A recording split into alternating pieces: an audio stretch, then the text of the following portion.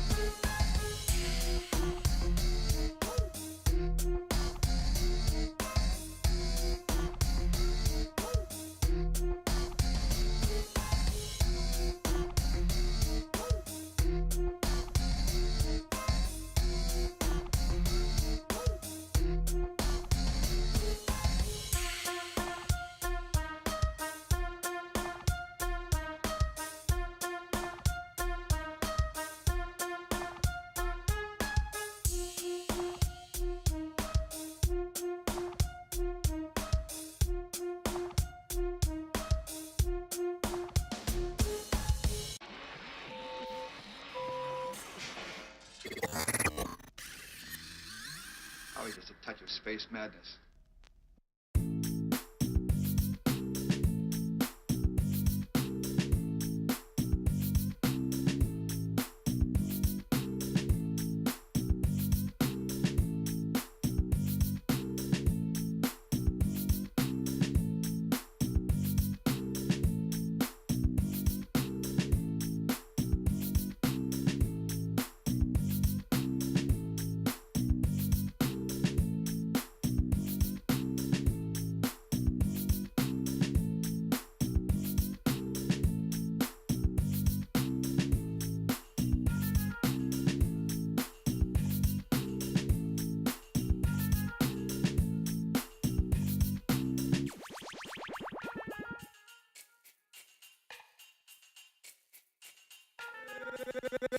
Gangsta Boogie.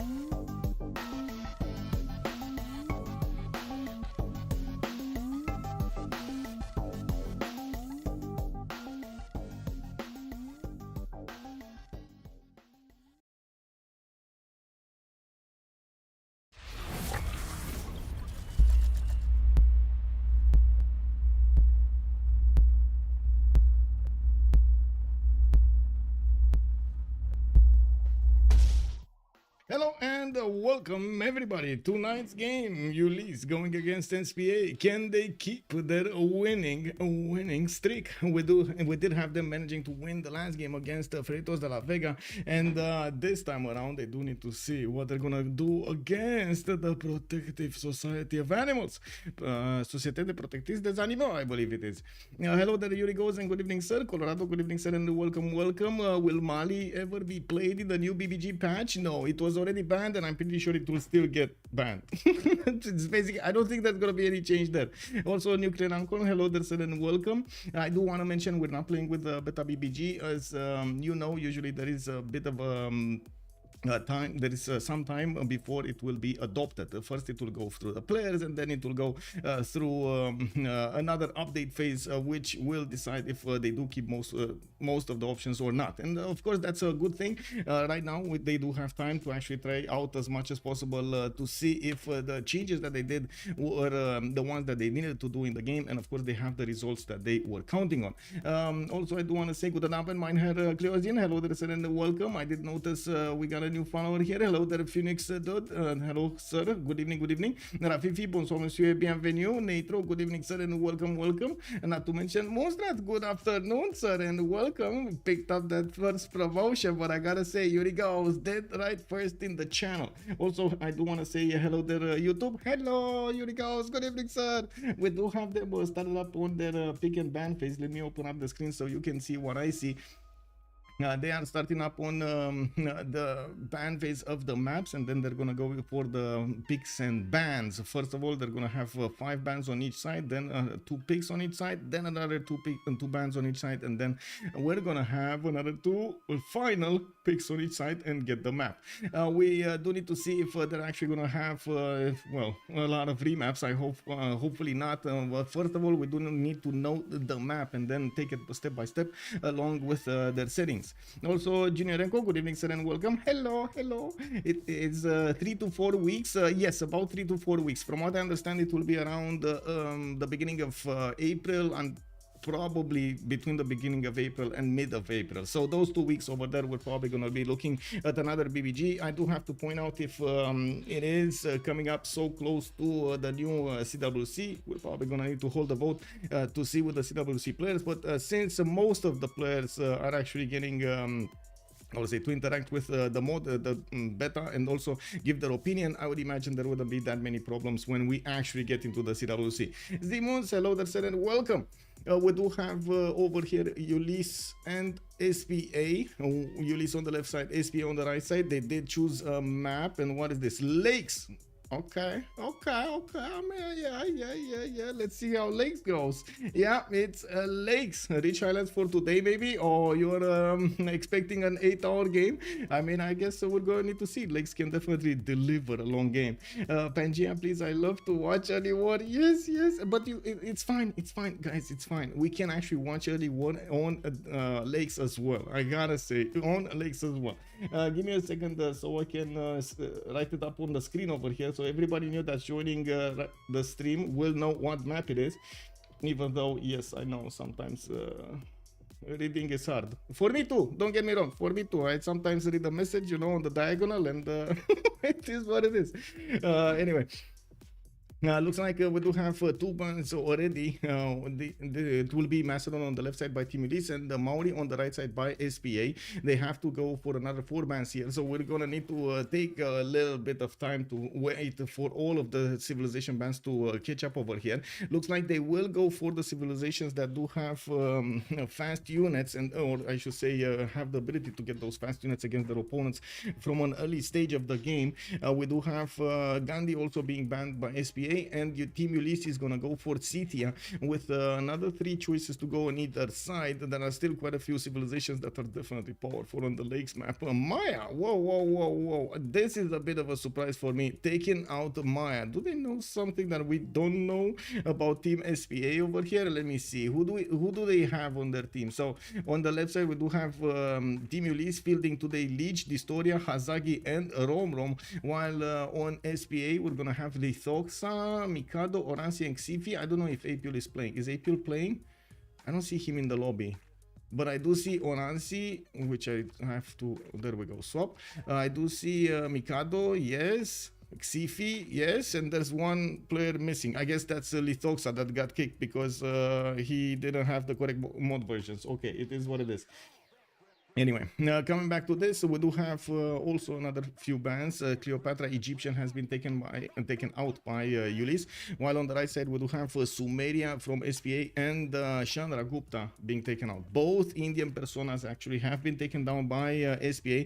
Looks like they have a few painful memories going against India that they are choosing to ban them straight.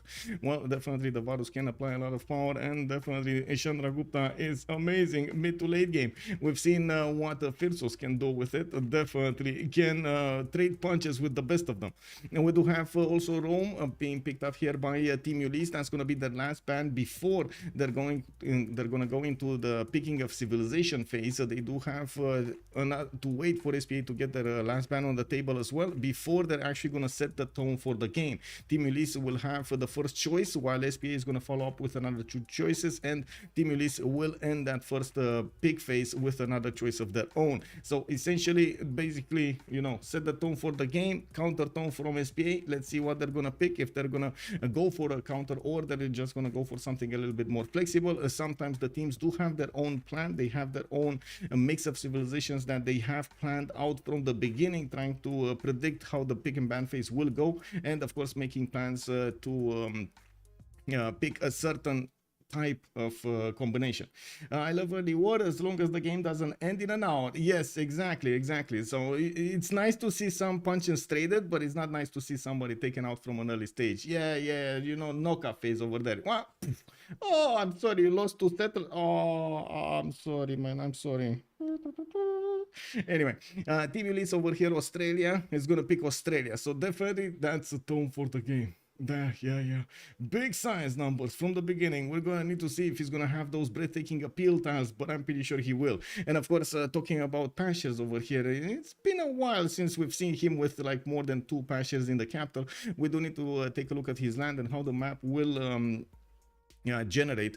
I do see SPA is thinking how they should approach this on the lakes map. It's not like you're gonna have that many naval wars. It's a map that is not, it's quite filled with a land territory, very few lakes, very few inland seas. You do get maybe some opportunities to trade coastally with other allies of yours, and maybe sometimes you do get a warfare, but it's not really like the map is not really directed towards that naval war.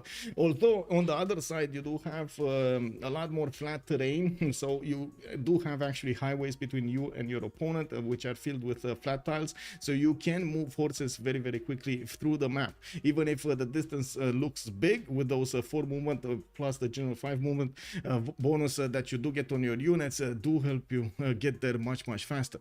Does help you get there much faster. Looking at well, I was thinking of the movement points do, but anyway, the movement does probably. Anyway, we do have Cleopatra over here was the last ban, right, from SPA. That's going to be Ptolemy being taken out by SPA. Montezuma and Russia have been picked up, and yes, definitely there's going to be quite a bit of a ruckus over there in the tundra with Russia getting in. We're going to need to see if Montezuma is also going to manage to get that gold generation, tough gold generation to upkeep also Russia. It's well known that you just don't have that big of an economy on Russia. We've seen some outliers, like some players that did manage to get an economy, but everything else was lacking afterwards, as in everything else that Russia does usually, you know, culture, faith, and so on. Now we do have also Team Ulyss going for Genghis Khan with Australia. I'm pretty sure they're gonna both have the science to boost and the gold. Even though Australia doesn't really prefer to go harbor first, going campus into harbor afterwards, it is well known, especially for those caravel timings, to try to get an admiral.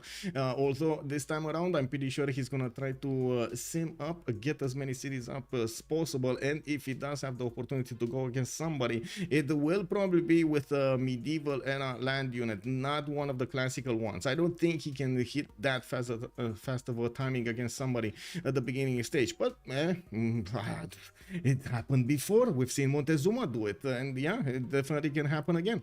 Now we do have them starting off on the second ban phase here. Nader Shah being picked up by SPA as a ban. They will need to wait for Team Ulyss to get another one to set their last one on the table here, and we do see them still going for these powerful land civilizations. I'm actually quite curious if they're gonna go for the second Persia. Like we've seen a lot of the times these actually going hand in hand, both Persias being taken out in the ban phase, especially on these kinds of maps. So I wouldn't be surprised of this. Of course, Matthias Corvinus, for example, or a chaos maker like Lotaro could definitely be an option. They do still have Byzantium nations in the game, like Basil II or Theodora, that could definitely be powerful.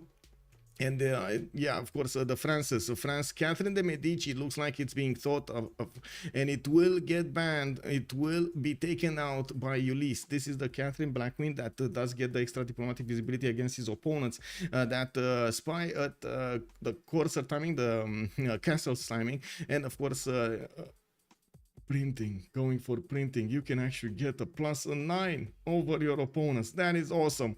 And of course, later on in the game, he's going to benefit from the Guard Imperials. And if he does catch an opponent on his continent, on her continent, we will see quite a ruckus.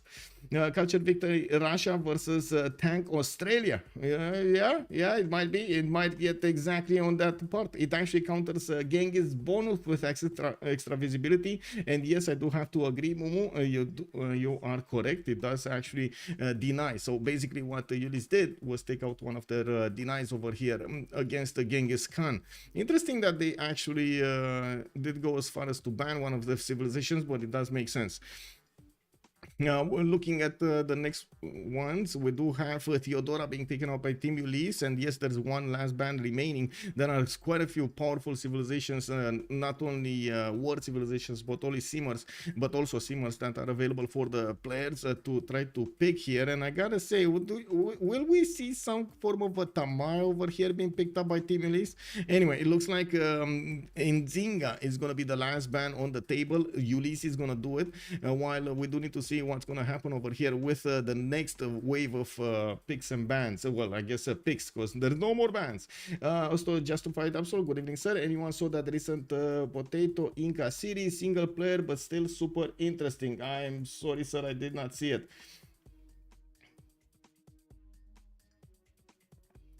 Is it like, what's interesting about it? Why? I'm pretty sure you're telling us with a reason, so I'm just curious, what is so interesting about it? Tell us. Okay, so let's see. SPA will actually think about this a bit too long.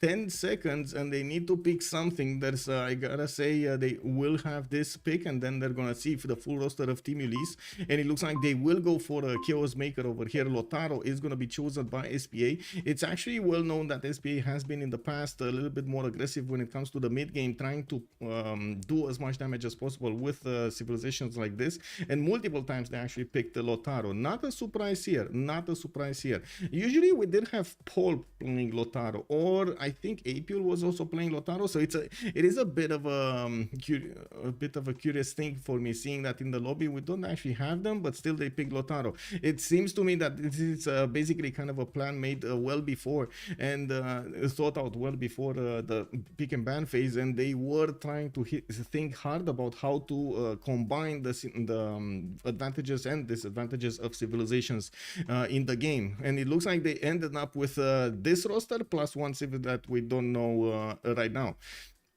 While on Team Ulyss we do have Zulu and Shaka and Persia being picked up over here. Definitely makes sense to get Cyrus in this game. They will require a lot of gold, and that is something that SPA, for example, might be lacking. They will need a civilization to get them that extra gold per turn, because I'm pretty sure Montezuma, even if it is going to start commercials at the beginning, he's just not going to have that power spike in GPD as they would need to upkeep his to upkeep everything in the game, upgrade everything in the game. What they can do with Lotaro is try to go and smash through their opponent's defenses and pillage a lot of tiles to get gold, and that is a well-known strategy that Lotaro does, putting the fear of God into his opponents. Of course, we did have him actually making opponents making lines of units, literally one tile a unit, lines, walls of units around their territory to stop any kind of Lotaro coming against him. That's the only way. It is not, and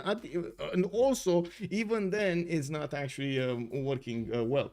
Now, okay, oh, he wanted to play Tall Inca at the start, but was forced into an early war that escalated into a Giga war. Someone mentioned early war, so it reminded me of this. Oh, I see. Big war. To be honest, I haven't seen actually Potato MC fighting wars and stuff. Now, Mikado on Lotaro means game is lost. Is there, if there is, Anshan? This is the new patch. No, we're playing on the old patch. I put over there the pin so you can take a look at the video with the comments about the new changes. Well, I do try to keep the comments at the minimum, but anyway, you have the new changes over there on YouTube, so I wanted to share it over there. Rambling Man, good evening, sir, and welcome. What does Anshan do with their mods? Nothing, it's a meme. Yeah. Okay, so this is gonna be the ban. We do have the picks. We do have Scotland being picked up by SPA, and he's definitely gonna try to get some gold on the table over there. Usually Scotland does try to open up with campuses though, and we're going to need to see if again the economy will actually be healthy. It does depend a lot on their territory. If they do manage to get territory around them that would have cocos, for example, or truffles, or some form of resources that would give him the gold, especially, well, except maize tiles. We don't really get that much from maize tiles. Alcohol Parrot, freedom! Hello, sir. Good evening. How are you doing?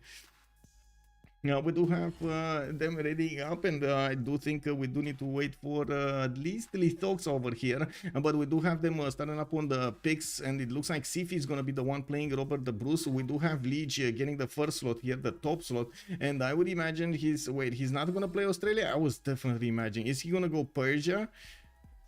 Wait, was Persia picked? Yeah, Rombrom, Persia, Distoria, Genghis Khan. Okay, so we do have the last civilization. Oh, he is. Okay, there we go. I was thinking he is going to play John Curtin. Like, why not? I was quite surprised that Hazak is going to want to go for John Curtin, because he usually does want to be a bit more aggressive. Like, you know, like have that extra advantage if he needs to go against his opponent. He wants to be comfortable that he can. You know, and of course, Shaka over here from the mid game until the late game, it is going to be very powerful. We still need to ask, is all in?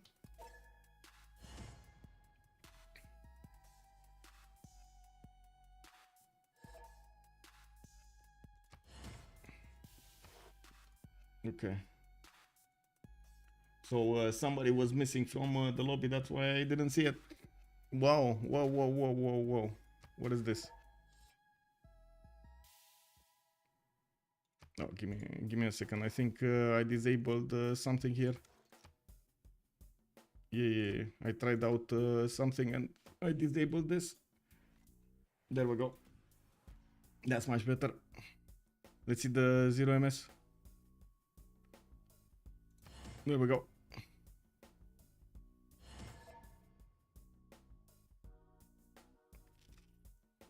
We're fine.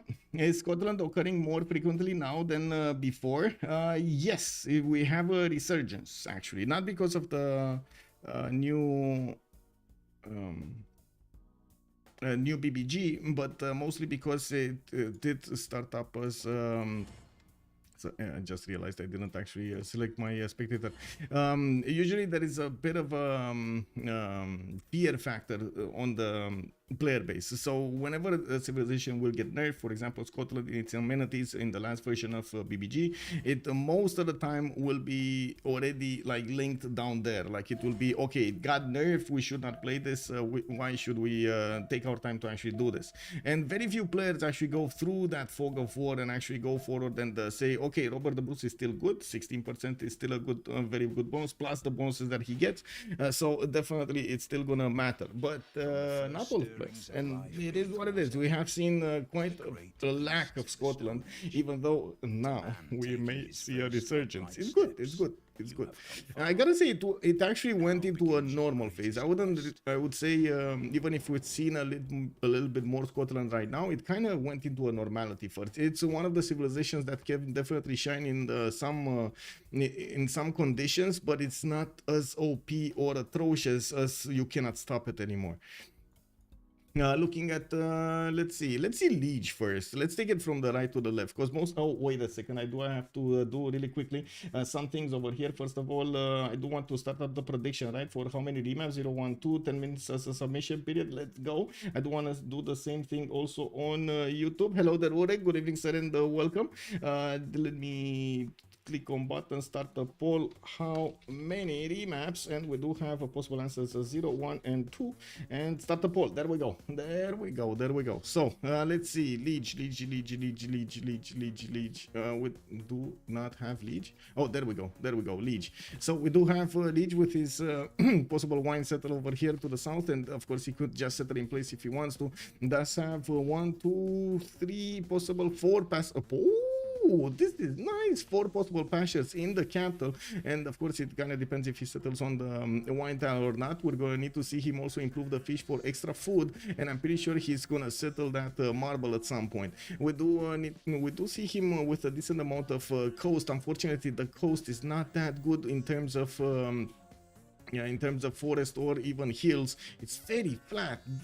This is gonna be painful. Like I'm pretty sure it's gonna be painful to watch. Even I guess he can get the city if he does manage to get something like God of the Sea, get a city over here and benefit from the other tiles, including one of these salt mines. But other than that, it looks criminal. He could go for the inland, he could go for the cliffs of Dover on the west side. Much better over here on the west side to actually try to get something done.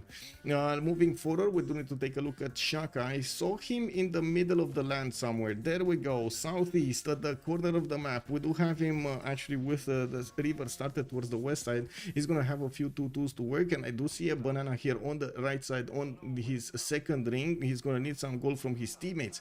I gotta say, he's also gonna have quite a few cities that he will get to settle to the west. That's gonna be towards Persia, towards Rom. Well, they are allies, so that's not gonna be a problem. Actually, more than that, they're gonna have access to coastal trade routes through the Caspian Sea. That's gonna be a lot of gold generated between them with the help of that international route.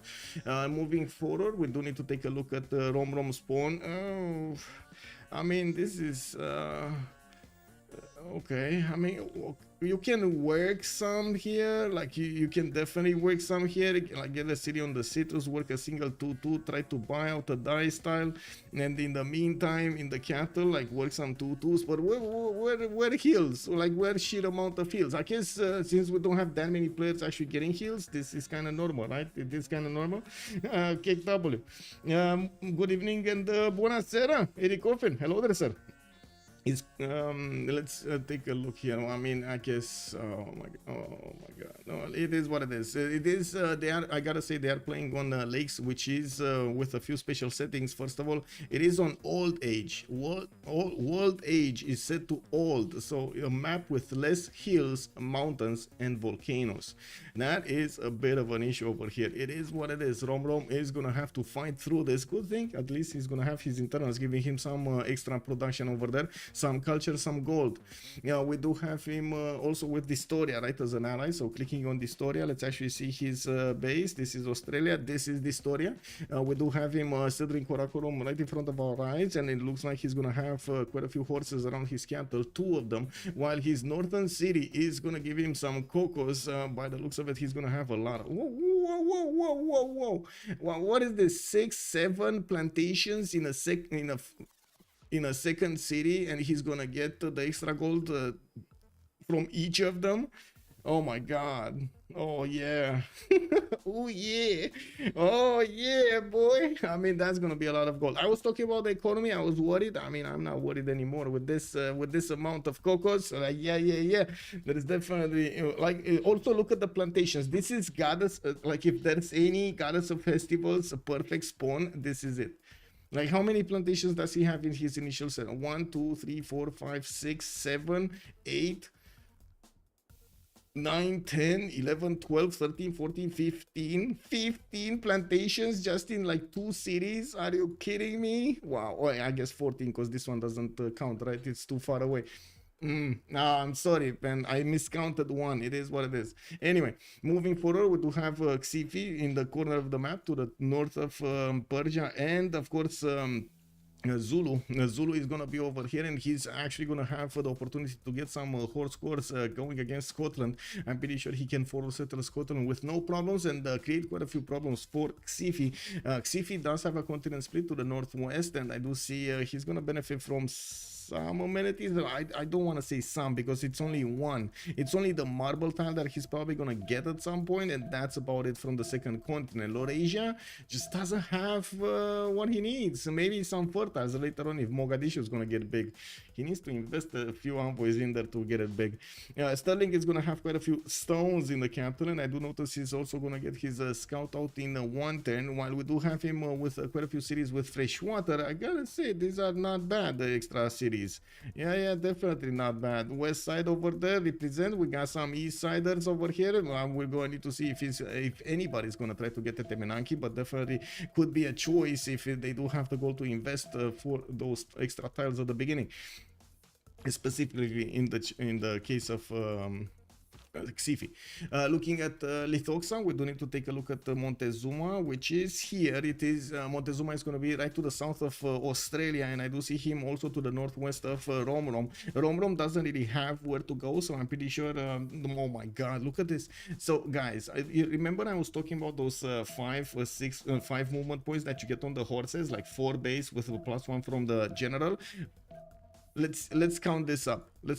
So assuming the citrus is gonna be settled and Persia is gonna have a road between that city and his capital city, we do have let's see, 1 to get to the next city, 1 turn to get to the next city, right? Even forward, right? 2, 4, no, it's 5. Then we do have a second one over here on the cattle. Then he's gonna get 2, 3, 4, 5. So 3 turns and he gets to Tenochtitlan borders. 3 turns, guys. 3 turns from cap to cap. 3 turns. Of course, that is holding true for Aztec as well. I would assume he is going to settle that citrus to the east side, and also I would assume he's going to go and back settle here. I do not think he does have the opportunity to get a city to the southeast. Nobody will want this. There's so little production about this land over here. Nobody will probably settle it. I don't know. Maybe later on in the game, maybe on freshwater citrus style, maybe like there are a lot of possibilities, and if we would have middle student here, I'm pretty sure he would be so happy to settle a non-freshwater 4-food citrus style. But we don't have middle student here, so yeah. Hatians eating good. Yeah. Genghis living the life of luxury. Yes. Looking at Toransi here, we do need to take a look at Russia. Oh, okay. Let me come back to reality. Like, my initial reaction was like, oh, because I didn't see any forest. Like, where's the forest in this territory? Oh my God. I mean, I guess his initial capital is going to have a few tutus, and he definitely will have a killer Temple of Artemis. Is that all he needs, though? He's going to have some horses to improve to the southeast, and quite a bit of fresh water here in his other cities. Can definitely keep on settling cities to the east side. But where resources? Like, look at this territory. Where resources? I mean, please let me work 1 tile. I guess when he's gonna grab the sheep tile, he's gonna have a 2-2. Wow. Yeah, that's a bit of a problem over here for Russia. Of course, feed the world is usually preferred by Russia, and we do need to see if he's gonna stay in the tundra. That's not really good quality tundra. The east side, different story. There are quite a few hills over here. There are quite a few forests, and he can definitely keep on expanding. That will put him in the direction of Australia, though. So probably Australia is not gonna like that. They also have a bit of a connection between them, and I'm pretty sure Australia is gonna come closer with at least 1 city on the cliffs of Dover. We do need to take a look at Lotaro here. We do have Engulumapu with his 2 sheep tiles over here. I do see he's going to have a geothermal fissure that can turn into a well, next to it can give the bonus to a +4 campus. We do have him with a +4 harbor if he wants to, and by the looks of it, he's also going to have some geothermals to the southwest. This is the continent split between the southern tundra and the northern mainland, North and South America versus what is this? Congo Kraton. Okay, now we do have him pumping out his settler. I don't see, and that's why I open up the lens of over here for appeal. I don't really see that very good Shemamuls, even though there is one tile here. That's about it. And yes, you can actually create your own land with for the Shemamuls with the help of the city parks and other improvements, and also abstain yourself from actually improving mines. But that's not usually how Mapuche is being played, right? That's not usually how it works. Anyway, we do have him getting that settled soon, and I'm pretty sure he's gonna want to settle the west side. Doesn't seem like that cotton tile winks at him. He also found an opponent. We got him with Zulu on the west, and yes, he also has kind of a highway to get those Malo Raiders going against Hasaki quite quickly. But I gotta say, this is probably the worst matchup in the game for Mikado. Those impies should be more than powerful enough to hold on the Mapuche's unique unit. Yeah, hello, sir. Good evening, good evening. Battle Cruiser, how are you doing? Automatic, also good evening, sir. Old map is so brutal indeed. Yes, sir. Yes, sir. Seems like Russia got exposed by new forest placement BBS. Is it the case, or they disabled it? If I remember correctly, they do not use the new forest algorithm in this BBG version. And I haven't seen the forest algorithm work in... how to say with the new with the alternative BBS. There are like two versions running around here of BBS, and I'm not sure what to make of it. It looks like they're looking and comparing two different styles of doing the same thing, and they have like very close results between each other. So I'm very confused. It is what it is. I guess I'm gonna need to roll a few more maps, and that's why I was actually having the spectator mode off, because I was trying to roll a few maps to see exactly what's going on. We did have a remap chosen, and I think it is actually SPA that chose to remap, right? Ulyss definitely wanted to play this out. I mean, come on, you have to. Like this, look at the start of Australia. We do have him with already two 4 tiles to work, and another one to get from the horses. He's gonna get the food from the fish. This is gonna be amazing. This start for Australia has so much tempo in it. And yes, I do see him not going for the Cliffs of Dover. Did he even discover the Cliffs of Dover? I want to see this. Yes, he did. Yes, he did. Okay. Well, Distoria this thing. Only Distoria this thing? Oh, anyway. I guess I got a message before... From the first stirrings of life is what it beneath is. water, to the great beasts of the Stone Age, to man taking his first upright steps, you have come from.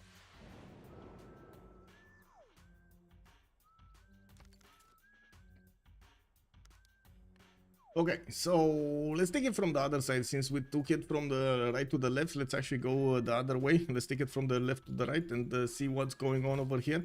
Persia. We need to take a look at Mikado, right? He's the first one we took a look at. We're gonna take a look at now. We do have him with a possible coffee settle, which I believe he's actually gonna go for. He's gonna be much closer to the other 2-2s, and that definitely makes more sense than staying in place to get a single 2-2 to work without the coffee. We do have him also with multiple other cities. I gotta say, if he settles coffee, he's not gonna settle that marble tile to the south. This is kind of bad when in terms of actual tiles to work over here on the resources. I guess the dice tile is gonna be a better one, but this is gonna be quite a criminal coffee tile over here without any production on it. Anyway, it is what it is. Now we do have him with a decent amount of chops. Appeal doesn't look good. You see the appeal on forest and rainforest, it just does rainforest, it just doesn't look good. Even though he does have some next to the mountains, he's not gonna have the tiles that he would definitely want for his Shemamuls over here. And we do have to see who's he gonna have as opponent. So to the west side, he has Persia. Rom is probably gonna be his opponent. We do have right side also Scotland. That's gonna be his ally, right? They are allies. That's not gonna be a problem. To the south, nobody. North, nobody. So I guess we do know that's gonna be probably a world altercation between Rom and Mikado. Both of them actually are gonna settle on, what is this, man? Both of them settled on coffee tiles. I mean, I guess I need more coffee. Battle Cruiser, can you explain what is the point of multiple votes for remap from one team? Is it just technical or something? What if one team go 2-2? So first of all, I can explain from the beginning. They do have one remap token for each team at the beginning of the game. If one team chooses to use the remap token, they will go for another one. The other team will retain its remap token. If both of them are going to choose to remap it, both of them lose their remap tokens, and the map that is going to be rolled next, it is going to be the map that's going to be played out. There are some situations that were deemed worthy of a technical remap, which we haven't seen in quite some time, but we do see it from time to time, depending on the rules of the tournament. So most of the time, basically, the rule says that you need to the rules in like a general sense, they do say that you need to place another 2 cities other than your capital, so basically a total of 3 cities that you're gonna have before shipbuilding. So you do have the opportunity throughout the game to keep expanding and try to acquire more territory. It doesn't say anything about tutus. It doesn't say anything about how to say the exact quality of the land, more about the quantity of the land. What it does, the other modes are helping with this, is the better balanced starts mode actually helps with this a lot. Now I do also want to say that we need to keep on moving and move towards Russia, and there's another subject that I want to say, that there is a condition for technical remaps when it comes to natural disaster. So if you have a natural disaster that lowers your population in a city, so you cannot build your initial settler, which will be catastrophic for your development of the empire, especially in a competitive environment, well, that's actually going to be something that I would say most of the organizers will deem it a bit too much, so they're gonna give it a technical remap. Welcome D Beasley, hello there sir, welcome ma'am, also Salty Capybara, good naban, I'm just in time, yes ma'am. We do have Oransi here with 2 turns for a scout, looks like he's gonna have a few 1-4s, and he definitely has another good Temenaki here with 1, 2, 3, 4, 5, 6, 7 of these turns that he could actually get towards amenities, not to mention get Goddess of the Hunt and improve all of these deers with an extra food point and some gold points, which is gonna be amazing. We do have him with a few more heals than he had the last time, but I wouldn't really, you know, hold my breath that he's gonna do amazing over here. He definitely can work this territory, and I do see since the last time he doesn't really have an opponent. We do have him to the northeast, I guess, with Distoria. That's not gonna be close to him, and I gotta say Distoria doesn't really have an opponent to go against. So prepare yourselves. We might actually have some Keshiks going against St. Petersburg. I mean, why not? If you can, why not? We do have to take a look also on Montezuma. He's over here. Tenochtitlan is going to get his 2-2 to work, not to mention a 2-2 base, getting his Eagle Warrior out in 4 turns. And I do see he doesn't really have a close city state to go against. His closest city state is Zanzibar to the west side. That's going to take quite a bit of time to get there with his Eagle Warriors. First of all, discover it. Second of all, send multiple units there to handle the warriors and, of course, bring back the builders. Now, he does have a pretty good second settle over here to the southwest. I'm actually quite curious if he's gonna go coastal or on the river, on the floodplains. I guess both carry disadvantages over here. One less housing, the other one risk of floods. But at least you do have the 2-3-1 spy style in both of them, and of course access to a turtle later on to get an extra amenity. Talking about amenities, he's on a big continent here, and he's gonna have also a second city with the spy styles on the southeast. This is probably the best spawn that I've seen so far. Now we do have Xifi on Scotland. We do have him with a +3 campus to the southeast of Stirling in the capital city. He's gonna have a single 2-2 to work with a 3-1 ship, and I'm pretty sure he's gonna want to get another 2-2 here to work. Yes, extra food is worth it, but at the same time, shaving off an extra point of an extra turn from the settler would be better. Now we also have him with quite a few spy styles, and I do notice he's also gonna have a big continent here with the wonder on the west side. The Mount Vesuvius is going to be available for him in the second city. He can get there very quickly, actually. 1, 2, 3, 4, and boom, Mount Vesuvius settled. 3-3 banana. He's also going to get to use these rivers to try to get as many of those aqueducts, maybe dams also in between, to make those industrial zones. I'm actually quite curious how he's going to decide to use the Government Plaza to increase the adjacency of multiple districts here.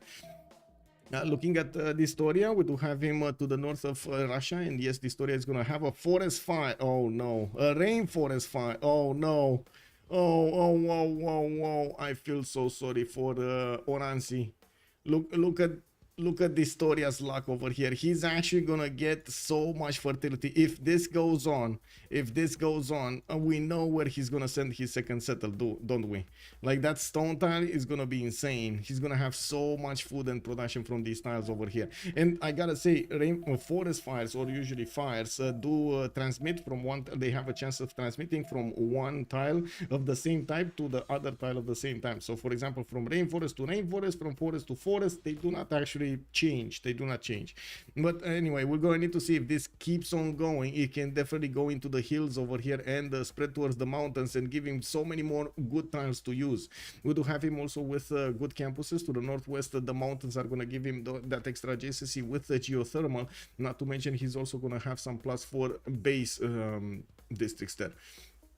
Looking at Rombrom, let's actually see Persia. We do have Pasagade with a settle coming up in 3 turns. And yes, I do notice he's going to have a settle on that olive towards the southwest in between multiple 2-2s, but also on the main style if he wants to go differently here and settle for more food. We do have him with, this doesn't look like a continent split, no? No, it's not, doesn't look. It's one big continent over here for Rombrom.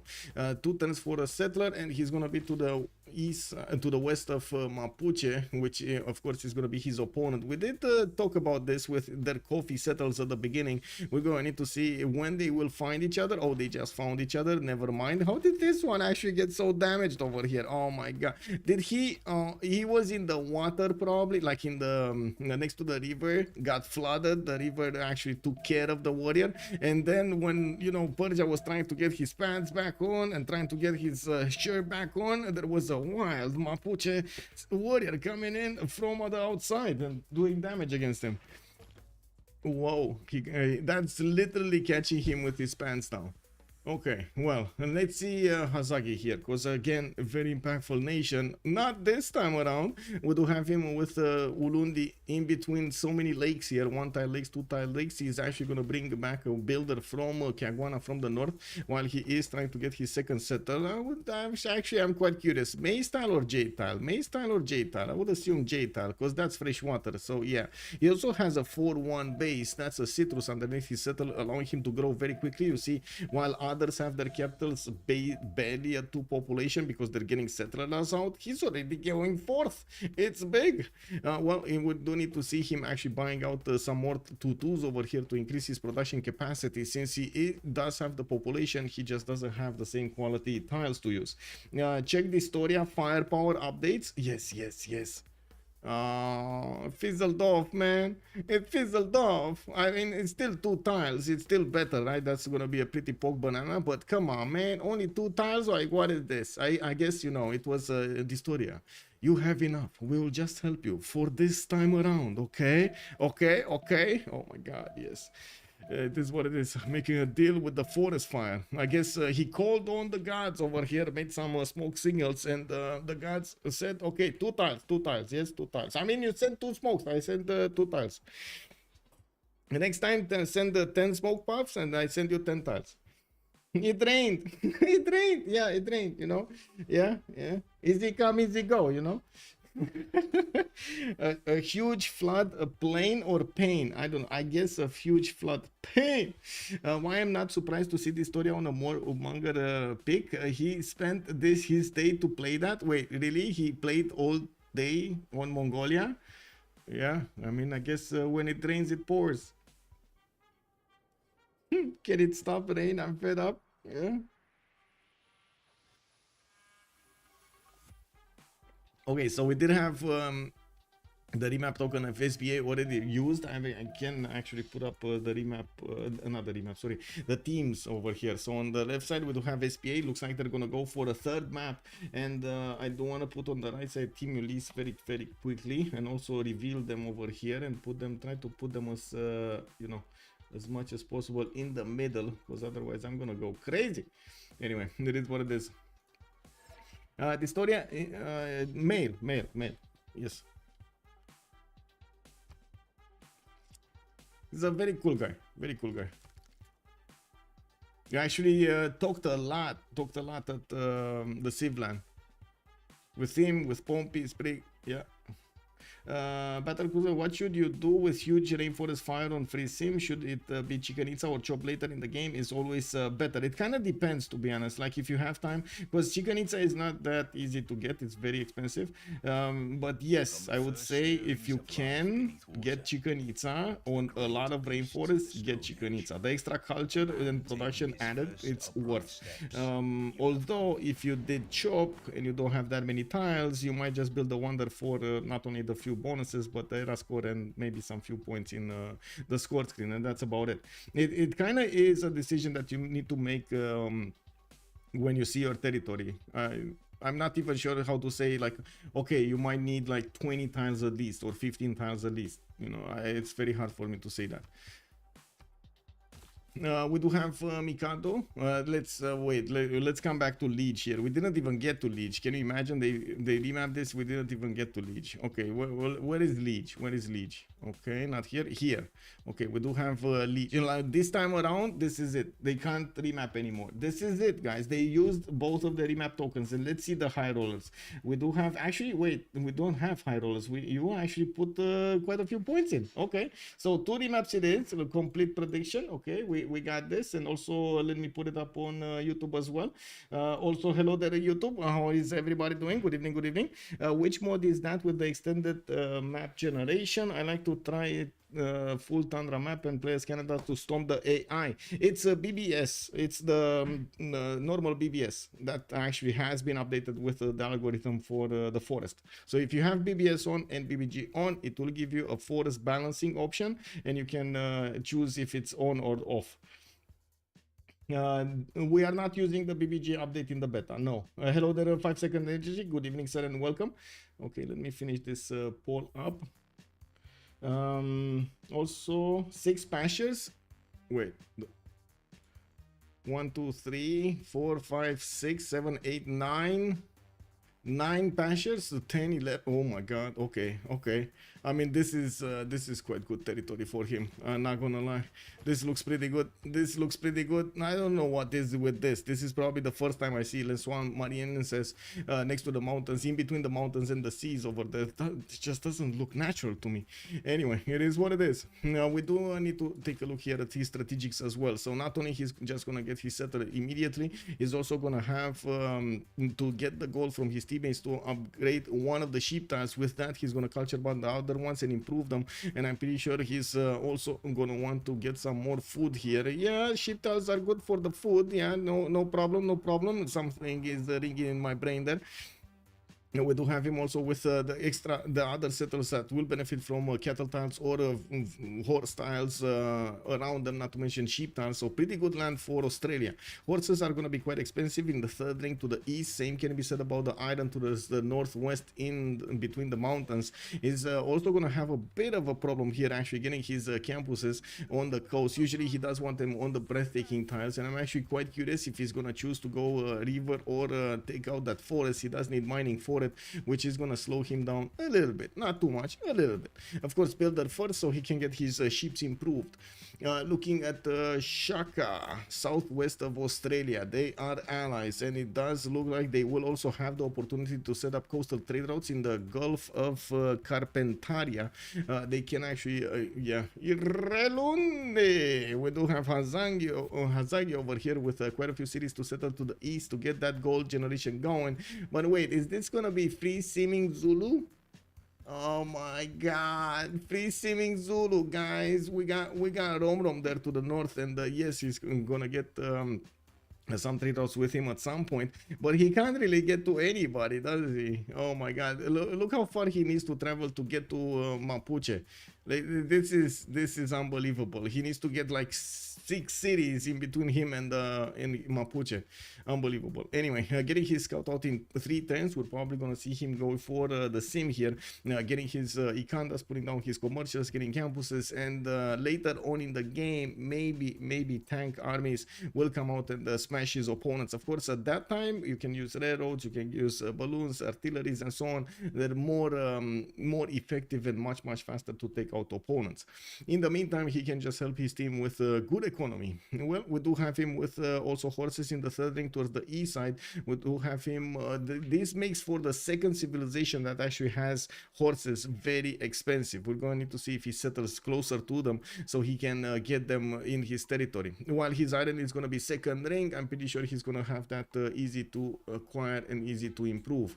Looking at Cyrus, we do have him to the north. Pasagarde is going to get a few sheep tiles to improve here, quite a few of them. Also free faith from a dice tile, that's going to be amazing for him. He's going to get to use his +1 production card, giving him probably between 5% and 10% more production in his capital, and more in his other cities. He does have another settle actually on a tobacco tile to the northwest of Pasagarde, and it doesn't look like he has any other better settle than that, so I would assume he's gonna go for the tobacco tile and probably get also the wine tile for good measure over there. Actually, looking at this, he probably has a triangle of cities that he's gonna get to settle in between here.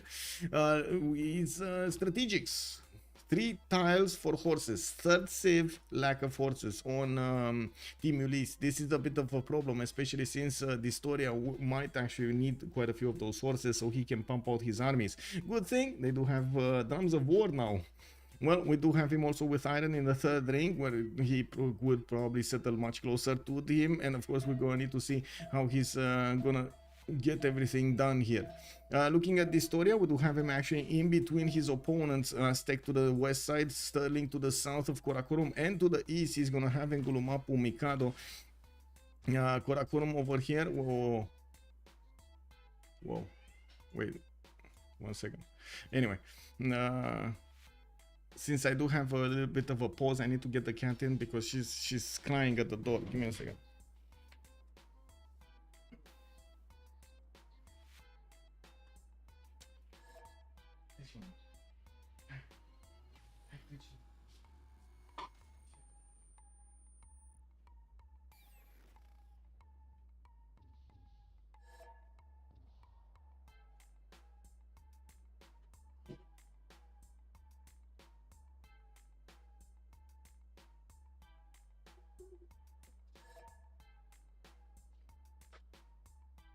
Man, she's unbelievable. She just sits at the door over there, and if it's closed, she just starts meowing until somebody opens up. Anyway, we do have Karakorum here with his horses in the capital. At least he's gonna have 3 horse tiles that he can improve, and by the looks of it, the cattle settle towards the north. Looking at his breathtaking appeal, not good. A lot of fresh water, good. And by the looks of it, one big continent. To the west side, he's gonna have access to another continent, but so will Aztec to the east. Now we do have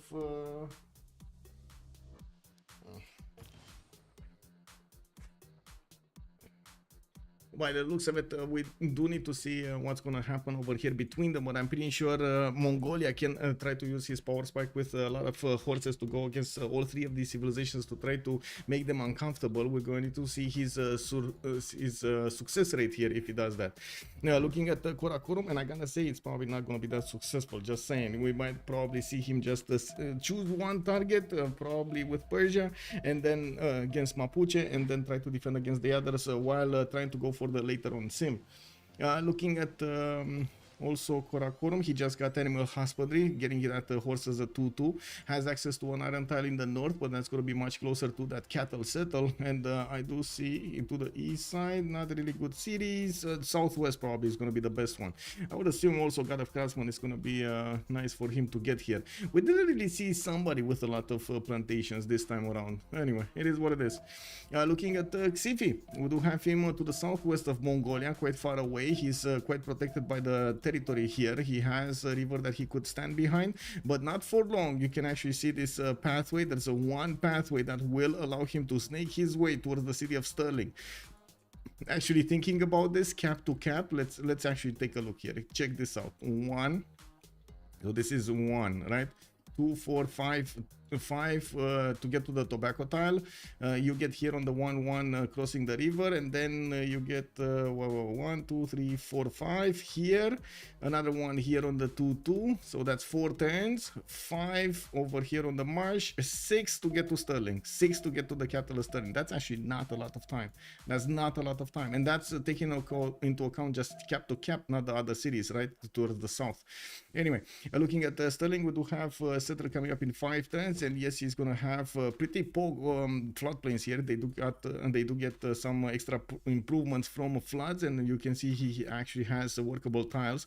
West side as well, a silk tile opener over here with the extra culture coming up from those. I'm pretty sure he will need to think a little bit better how to get all of the cities here so he can benefit from the most tiles around for those population points together. I would imagine also he's gonna settle south in between the mountains, ivory tiles, multiple stone tiles, and of course places for his campuses. It doesn't really have amazing campuses, and I guess this is a big boo-boo. Usually you do want some very good campuses here with Scotland here. Well, we're gonna see. In the tech side, he's going pottery, definitely opening up towards campuses, and maybe he's gonna go towards irrigation first, while after he's gonna get his commercials. Looking at Lithoxa, we do, oh wait, strategics, horse tile, third ring out, very expensive, and he can't even get a city there closer to get it unless he settles the aluminium to the northwest and buys the horse tile. He's not gonna get that cheaply. And of course, Arthur's seat might actually just burn. Okay, looking at Lithoxa to the west side of Mongolia, we do have him with cocoa tiles in the capital, a settler coming up in 110, and yes, I do notice he's gonna have some tiles here to the southwest between these lakes. We do have him expanding his vision towards the north, while of course we did take a look earlier. He doesn't really have that big multiple continent split that we're used to, like on Aztec. What is happening here, there's definitely a possibility for Australia to do some damage against Aztec also. What? Ce okay. Tenochtitlan getting his settler escorted. I do notice another settler is coming up in 6 turns, and yes, we do have him with a few stone tiles, but only 2 ones. Looking at this, did he just turn around his settler from the north toward the southwest? Oh no, the scout. He actually moved the scout. Never mind. I was thinking, oh my god, he actually turned back his settler. Anyway, we do have him going for that southwestern city, probably on the cattle tile in between the lakes, where well, later on he's gonna get access to some pretty juicy cocoa tiles there. Well, we do need to see how soon everybody else is going to discover him, and what are the plans going to be like. It's definitely Australia that's going to have the opportunity to get those horses very, very early on against the Aztec, and he already has them improved, so he's acquiring them in his empire. That being said, I do see again the horses of Lithoxa are going to be quite far away. They are going to be third ring out from the city of Tenochtitlan. Looking at Peter, we do need to take a look at quick Peter over here. Where is Russia, and why don't I see it on the map? Oh, I see the blue over here on the map. Well, we do have St. Petersburg actually with Lavras, and I do see Novgorod also got placed down to the south. Only 2 times to work in Novgorod. This is a bit of a problem here. I'm actually quite surprised he got that city there, but I guess he did prioritize getting the freshwater over the non-freshwater. Getting probably the deer tile to the north is going to help him out, but that's going to be expensive. That's 3 rings out, not easy to actually acquire. Anyway, St. Petersburg, we're going to see his faith soon. He does have another settler coming up in 3 turns, and he did not finish his initial Lavra, even though it didn't cost him that much in terms of time. We do have him also with his strategics, of course, horses non-existent in the tundra. He actually needs to get a city towards the north in the grassland so he can get the horses in his empire. Not to mention, we do have him with the iron right next to his capital, and we of course do have a possibility for him to give that iron and improve it to get to his opponent with units. It seems like Aztec is in every game regardless of map. Yes, it is actually quite used. Aztec is quite a played civilization, I would say. The destroyer has arrived. Yes, good evening, sir. We demand the cat tax. Yes, basically she demanded cat tax. Kick. And now she's trying to get more attention by putting her paw in between the screen and the table and trying to snatch stuff from the other side, you know, than playing with it. God. Anyway, we do need to take a look at Mikado also. Where is Mikado? And okay, there we go. Mikado getting his northern city in Apiremapu, and Gulumapu did get will get a settler coming up in 5 turns. And yes, I do see him getting the monument out in 7. While I do notice he's getting a tobacco tile in his capital. I doubt that he's working it, but I do want to check. It's not like he has other good tiles to use, only two tools, while that city is on 30 population. So I would imagine he's making 1 faith point, and it's not because of the God King card. He's using urban planning and getting that extra faith point from the tobacco tile to get his faster pantheon. Now we do also have him getting a builder from Kumasi. He did attack that city state. That's a 3-charge builder that he managed to acquire. And yes, Kumasi did go onto a rage over here, getting his warriors next. We do need to see also what how they will deal with Kumasi. I would imagine they're actually going to take that city down at some point. I'm actually very curious if it is going to be Zulu who's going to do it or not. Zulu does have this natural border to the east side of his empire, and I'm pretty sure Aztec is going to have a hard time actually passing around it. Looking back on the cities of Mapuche, he does have his sources right next to the capital. That's very easy for him to improve access to mountains for some good campuses. And this time around, I do want to take a look at his appeal. He does have a few Shemamul places, but again, not really amazing for that unique improvement that gives him culture for Mikado here. It is what it is. Plenty of horses. Yes, Crispo. Good evening, sir. The ponies are coming. Looks like Mongolia is going to get 3 versus 1 in the future. You think Mongolia is going to get 3 versus 1? I think Mongolia wants to get 3 versus 1, to be honest. Like with so many Kesheks, oh my god. And he went for God of Craftsman. He already knows about his horses here. He's going to get these 3 tiles improved, 2 for 1s. And yeah, I mean, this looks like a pretty nice tempo over here for Mongolia. I'm pretty sure you don't pick Mongolia to be peacemonger, right? You don't pick Mongolia to be a peacemonger. You pick it to go stomp opponents. I love to see Mongolia defend 3 civs. Yes. Okay, we got some more pantheons here. Probably Russia did pick up a pantheon, right? Yeah, he did. Dance of the Aurora. Whoa, this is so, I mean, oh my god, this is something we haven't seen in such a long time. And thank you so much, D. Beasley. Thank you, sir. Tier 1 sub. Let's go. Automnatic. Good evening. Welcome. You pick Mongolia to share the love with the ponies. Yes, the great pony love. Well, we do have... we do need to take a look at the others, right? What did they pick, and who's actually going to get some bonuses? It looks like Australia is starting up on his campuses. He put a +2 over here. No, sorry, that's a +5 next to Hobart. I didn't take a look at his breathtaking appeal earlier. We do have him improving his horse style to the east, and I'm actually quite surprised he didn't finish the job with the cattle. I guess he did consider that he already has good tiles to work, and he's going to get the 3rd improvement on the sheep tile. Well, he does need early empire, and probably that's going to be his first choice to go for. We do have him with a boost. Early empire is coming up in 4 turns, since he already has his 6 population in total, and he definitely wants the sheep. Well, he needs to spend some gold to get the other sheep as well. Is he gonna? I'm pretty sure he's actually gonna get his campus over there. So he wants to culture bomb this to get the campus on the sheep tile, right?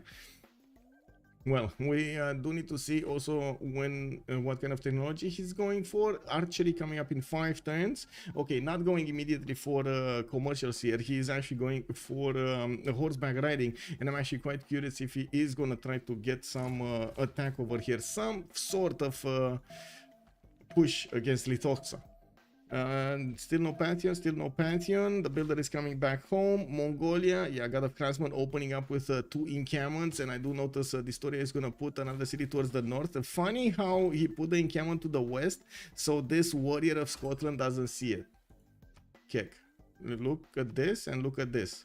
He doesn't see it. He doesn't know about it, right? He doesn't know.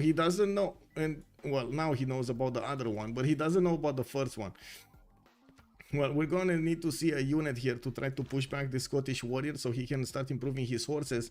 Yes, he got a pantheon, but that also does require improvements on his tiles. But when is it gonna be the Civ finals? The Civ finals will probably be in June or the early July, I believe, end of June probably. Because in late April we start. It's gonna be May. It's gonna be probably the group stage. Then we're gonna have the playoffs for another month. So yeah, my best estimate would be probably the beginning of July, actually, like first 2 weeks of July probably.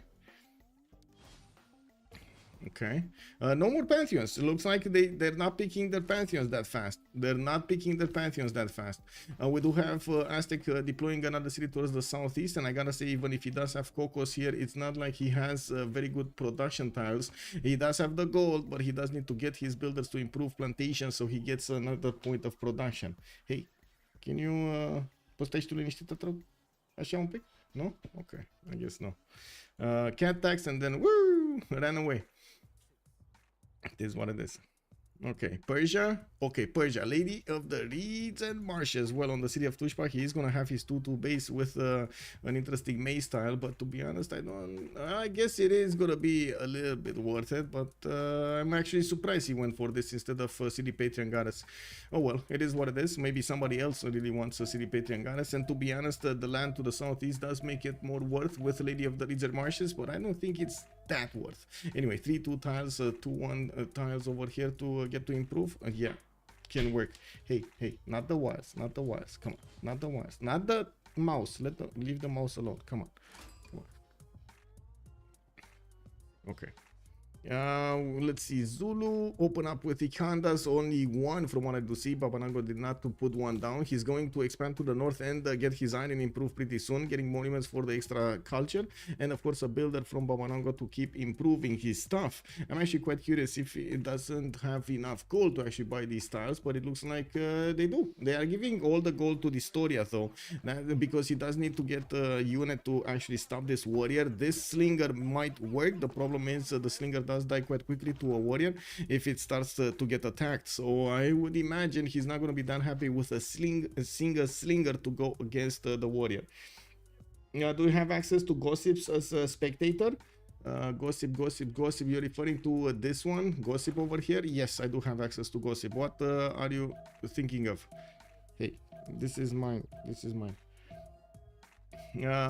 All of the pantheons, I mean, I guess it is what it is. Do you even have the pantheons? No, only targeted by war, and that's about it. Anyway, Zulu got that improvement. Iron, he's gonna get that city to the north. Interesting that he wanted to kill the tile there, but he wants to be a bit closer to his dice tile. Why not have the faith for 3, you know? It's faith, it is free. Well, we do have also Mapuche starting to get his horses improved, and looks like he did improve his first amenity too. He's gonna want to get as many amenities. Everybody wants to get as many amenities. Not only that, but also doubles.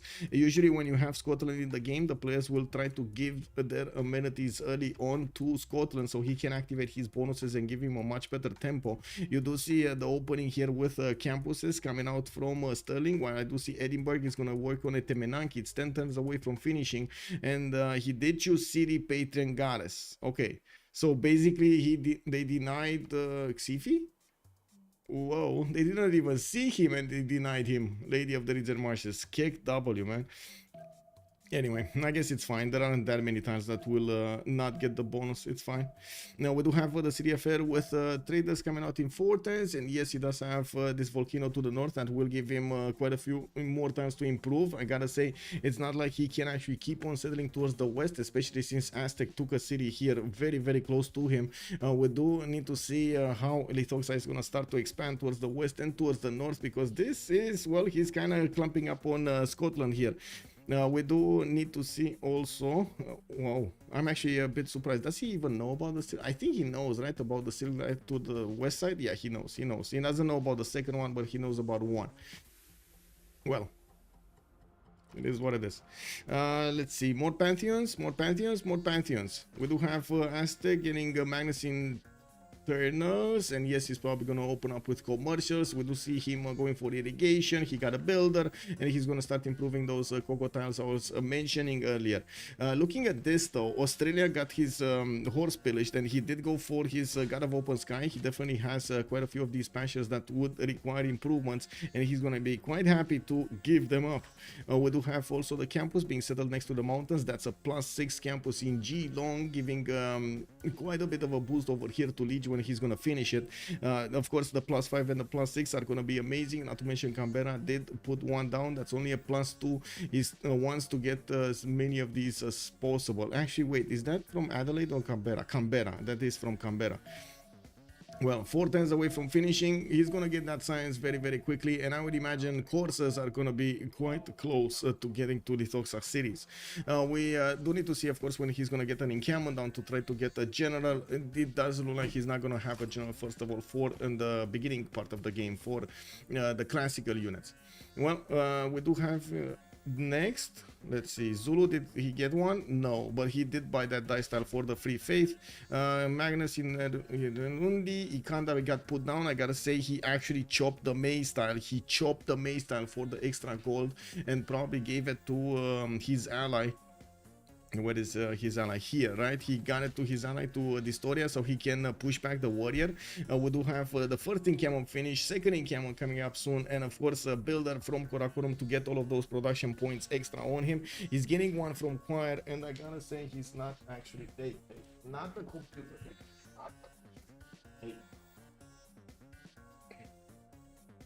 Not the computer.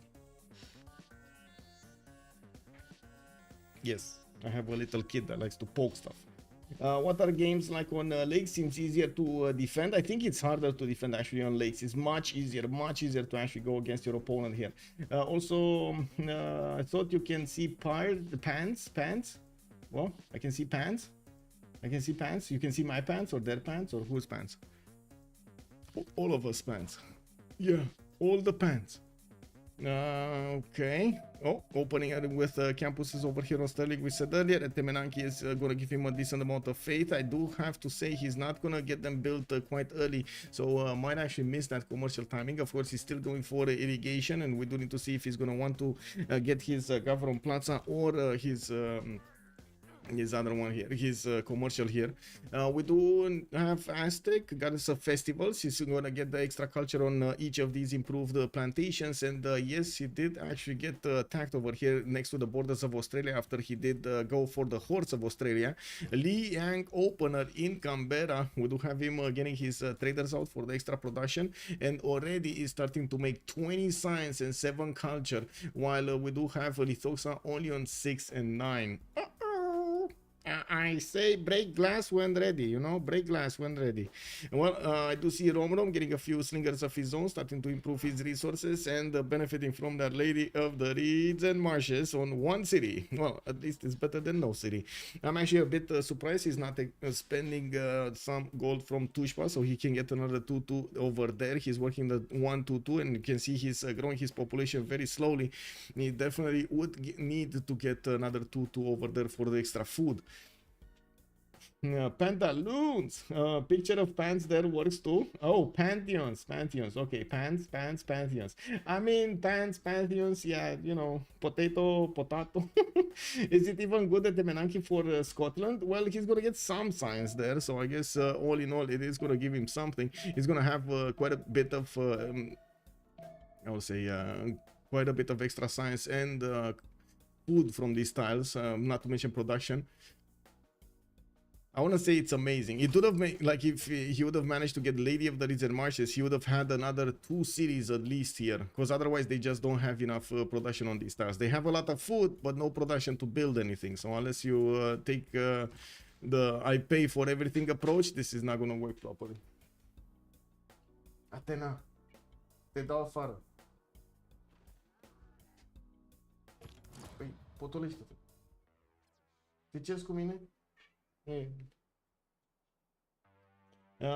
Yeah, she's what can I say? It is what it is.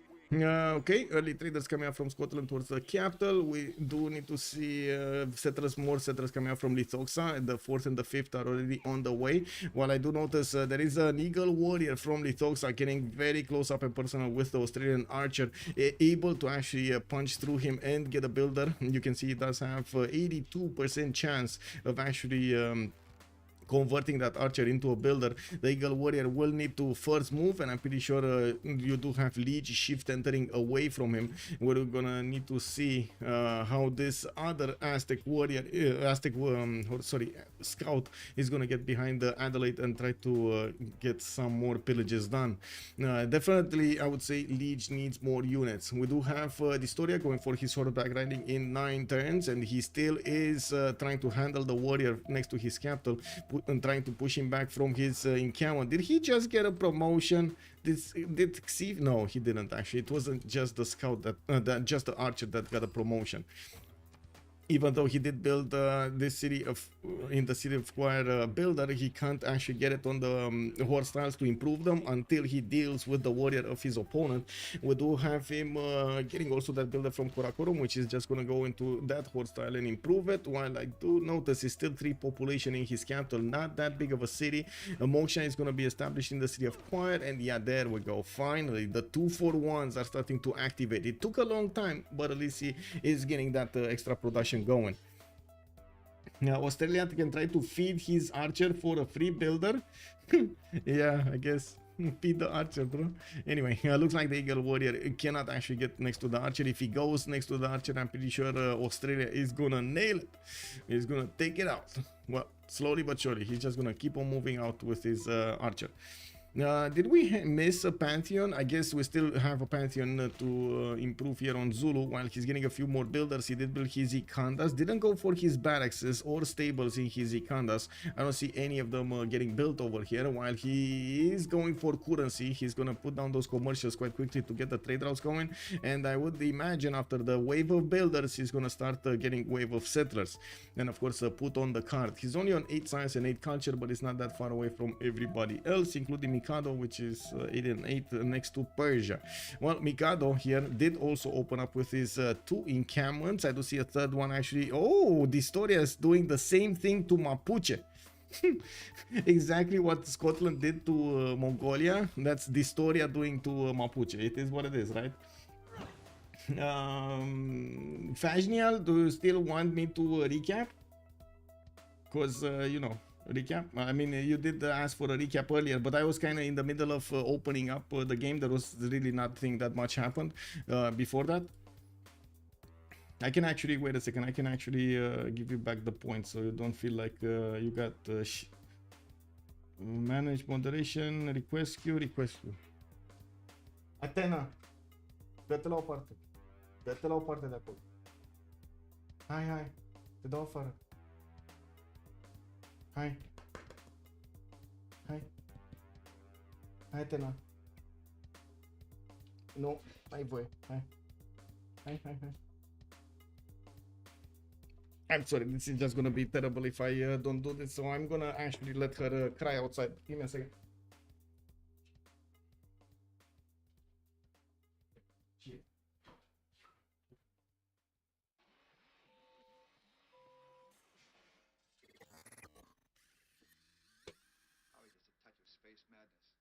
I mean, that's kind of a disaster waiting to happen if she starts doing that. She saw that I'm interested in keeping her away from that, so she's just pushing that. So no, let's not play that game right now.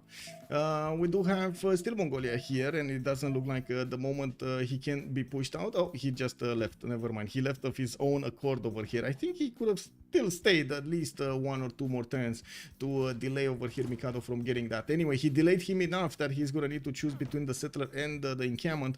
And as you can see over here, Mikado's build queues are a little bit skewed. Well, he's getting his access from Ngulumapu, and then I'm pretty sure another settler will pop from his cities. We do have also finally Mongolia getting, oh my god, finally Mongolia dealing. I mean, wasn't Distoria getting the previous one anyway? Like, wasn't Distoria actually the one that earlier got the forest fire? This time around, the gods just decided, okay, Distoria, you have our blessing. Go, my son. Destroy. Oh my god, yeah. Recap. Whoa. Let me get to the last one. 8 minutes ago. I'm sorry. Refunded. There we go. Refunded, sir. There we go. I think I did it. I think I nailed it. Yes, Fajnial, I think I did it. It's fine. You got the points back. Also, Athena denied Michael's enchantment. Yes, encampment for a few turns. Yes. Anyway, it is what it is. Temenaki coming up next turn from Edinburgh. We do have Liang already plugged in. I do see we do have Air finishing up his campus. This one as well. He doesn't have a third one. Of course, Temenaki is going to give him the extra science there, but unfortunately, it might actually, well, he might actually not get district discount here. He's getting his state workforce and he's already gonna have 2 of these built. Anyway, we do have horseback riding in 5 turns from him, and yes, he's working a 3-3 horse style there in the north. I do see him needing those next cities, which I'm pretty sure he's gonna start building from Edinburgh and of course his capital city alongside that. Gavron Plaza coming up from Tenochtitlan being put to the south, giving him 2 very good commercials. We're 1029 and we should actually take a look at the city states. 2 times is not just lucky, it's calculated. Kved is also asking, is it even legal to have such a fire? Yeah. Let's take a look over here. Taruga with Mitla and Nalanda will be appearing in the game for the Science City States. We do have also Kumasi, Rapa Nui, and Namadol for the culture. While I do notice Bandar Brunei is going to be the one with commercial bonuses. Looks like Brussels, Hong Kong, and Buenos Aires will be providing some extra production. Not to mention those other bonuses. For example, amenities here. Buenos Aires is pretty good. Now we do have Vatican City and Jerusalem for the Faith Cities. Civs. I guess Russia is going to be very happy when he's going to see these city states over here. I don't see anyone next to him, but I guess it doesn't matter. He has Jerusalem in the north. Oh, Vatican City. He knows about both of them over here in the north. And that's about it. We don't have we don't have military city states in the game. None whatsoever. And it looks like Kumasi actually entered the rage over here. Kumasi is gonna get 5 warriors and start scouting for that builder, but they're going into the wrong direction. The builder went west and they're going east. It is what it is. Maybe one of them got confused, you know. We do have Gavron Plaza coming up from Ngulumapu, building up that encampment soon, and then went them up as well. And there goes the district discount. It is what it is. Anyway, now we do have wine tiles 223s here and getting improved, and of course Mapuche is going to want to get those amenities. Since Edinburgh got the Temenaki, he's going to get the extra production on these tiles, but looking at his amenities, he's not really hitting that +3 at the moment, not getting the extra 8% plus his own bonuses from Scotland. If you take a look at Scotland here as bonuses, you do have Happy Cities receive an additional +5, so that's a 13%, and +5 production, not to mention it will double for ecstatic, so you can definitely get so many bonuses. Ooh, +26, is it +26, right? 26%, imagine 26%.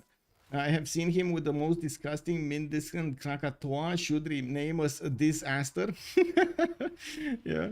Well, I gotta say, Karakorum also got smashed by one of the volcanoes. Looks like Korgo was was telling the story. No, okay, not now. Hold yourself, hold your horses. We're gonna take a little bit of time before we go against Scotland. Now we do have Governor Plaza coming up in 2 turns from him, and yet he's getting his orders as quickly as possible. Looks like it's probably gonna be one of those drums of war picks over here for the Historia. While he can definitely get some more cities in the south, he needs to let this land recover for a few more turns. We don't have him with the 4th and the 5th settler. As you've seen, most of the other civilizations are going for their 4th and the 5th settlers, and looking at Persia, I don't see him doing that either. We do have only whoa, neither is Zulu. Okay, so Australia is the only one that went 4 cities. Okay, and he's getting an army of builders. Mapuche going for his encampment training projects. Looking at this, Zulu is for 4 points per turn. Mongolia is 3. And wait, give me a second, because I think I need to actually do something here. There we go. And take a look at what did happen. Oh, I see. Okay. Okay, first Great Merchant, we do have Zankian. It looks like also in the scientist screen, Hypatia was not picked up and it's not even available for them. Australia is making 3 points a 10 while Scotland is on 2. Looking at the religion, we do have the religion of Russia. Feed the world with lay ministry. Nothing deviating out of the normal pathway for Russia here. I would imagine he's also going to get that Temple of Artemis for the extra food and amenities in the cities. And of course, you do see that Novgorod still didn't buy out that deer tile. It's still working on only 2 tiles, even though it's 3 population. Oof. That's maybe he actually switched this mine. Yeah, this is actually for Novgorod, so he's using 3 tiles. That's kind of catastrophic though. Where's his 4th, 5th? Where, you know, like all of the other ones. Anyway, we do have him also choosing his Golden Age bonus, and I'm pretty sure we're going to need to take a look at all of them. Mikado going drums of war.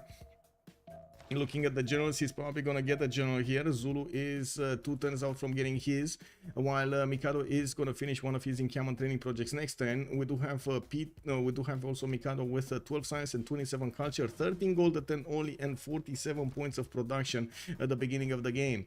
Oransi on Russia, he's only going to be on 6 science with 11 culture as usual. We do have the face civilizations slowing down a little bit at the beginning with their stats because of their faith investment. He does have 33 faith with 32 production. He just chopped the Temple of Artemis, giving him those amenities over here in St. Petersburg. He's right now on +3 level. Solikams and Novgorod are 0 at the moment. Now we do have also Oransi picking up his monumentality golden age, so he has the ability to suspend the faith to get some builders and settlers. I would imagine he does want to get these as quickly as possible, and yes, we do see him even chopping settlers out as quickly as possible.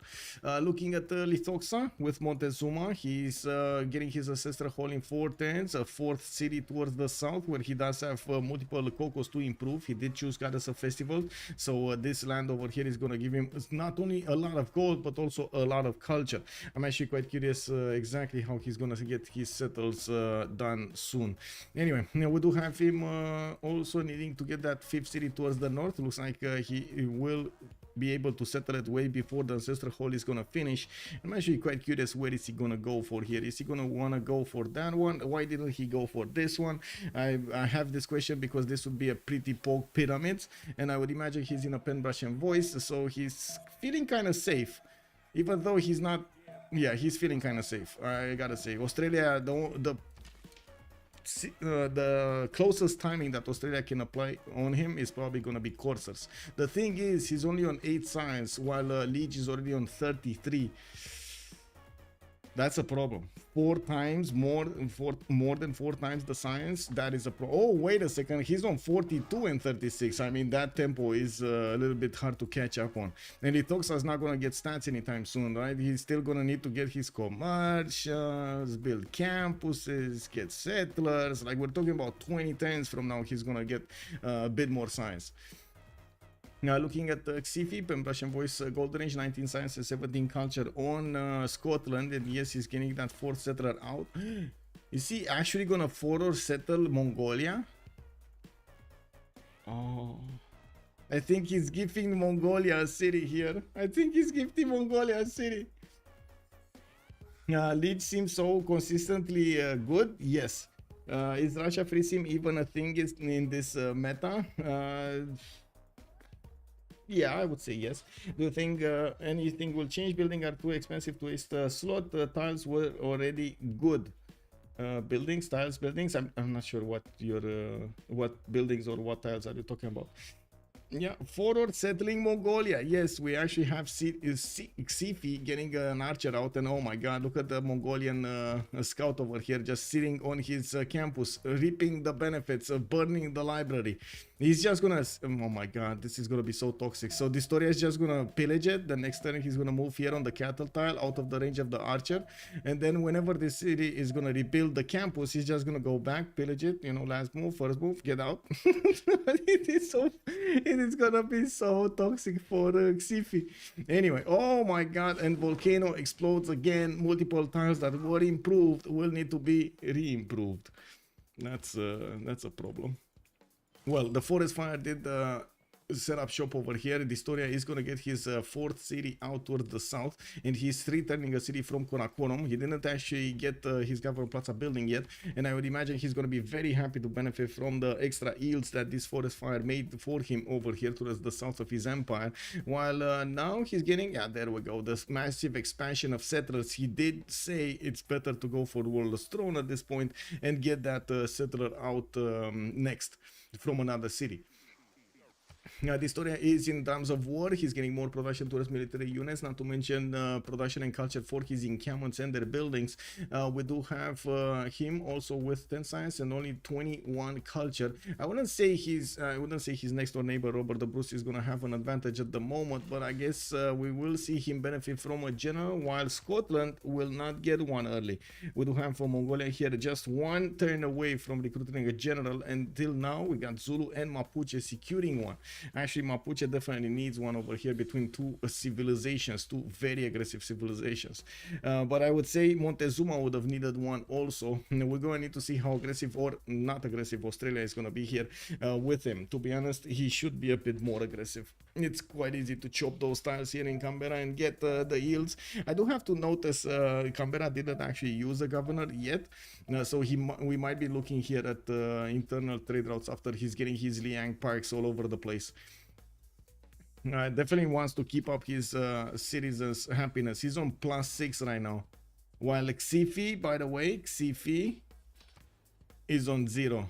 Scotland is getting 0 bonuses from his abilities. That is a problem.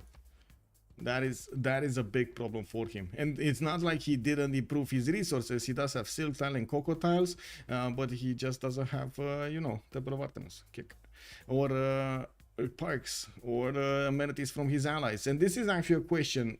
His allies should give him as many amenities as possible, right? He does have a continent split, so 8 possible amenities there. Looks like another one on the eastern continent. Mapuche is going to be on the white continent with a bit of a red continent here, and it looks like whoa, who's the fourth one? Peter, right? Peter is red continent, so Peter can give him some resources. We do have yeah, we should be able, he should have some extras from his allies. I guess they didn't have enough improved to give him. He's trying to get an encampment training project from Edinburgh. There's only one single general available for them, so there is a possibility that he's gonna get countered here by Zulu. You do see that Zulu's in 3 turns he's just gonna passively get this Shunzu general. We're gonna see. If only he had 0.1, he would have gotten it in 2 turns. Anyway, settlers 2 turns out from Zulu's territory. He's getting actually ooh, this is an army of settlers. Did he get his Governor Plaza with Ancestral Hall here? Yes, he did. And now he's catching up on the production he invested earlier, putting off these settlers and getting some more builders and improvements. And now he's gonna start spamming out these cities, getting as big as and as quick as possible to try to be competitive next part of the game. We do have a commercial opening from Persia. Persia did go for Penbashev Voice Golden Age. Oligarchy is his poison, while we do have 18 science a turn with 34 culture for Rom. He's making 49 gold a turn right now at this moment in time with Persia, and I gotta say he put down quite a few Peridezas, benefiting from the extra culture and gold, not to mention a bit of production there. Now we do have Distoria, by the way, in the realms of war. We did say Hazagi, 12 science and 19 culture, 15 gold a 10 with 53 production. He's going for that northwest settle towards Nalanda, while I do see he keeps on building settlers from his cities to expand as quickly as possible. He did manage to pick up fertility rights as a pantheon, so these improved wheat tiles, or I guess it doesn't matter if they're improved or not.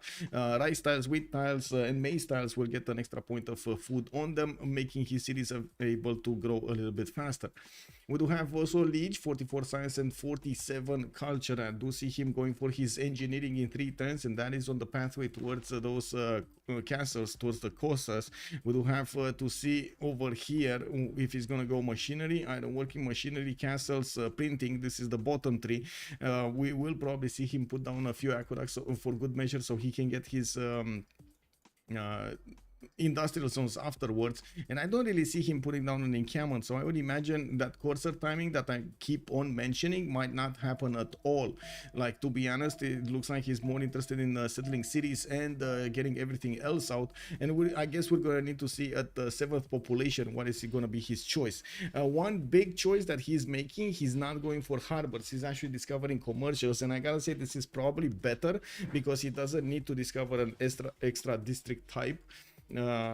He would have needed commercials anyway. He would have needed currency to go for apprenticeship and get education. This is a must.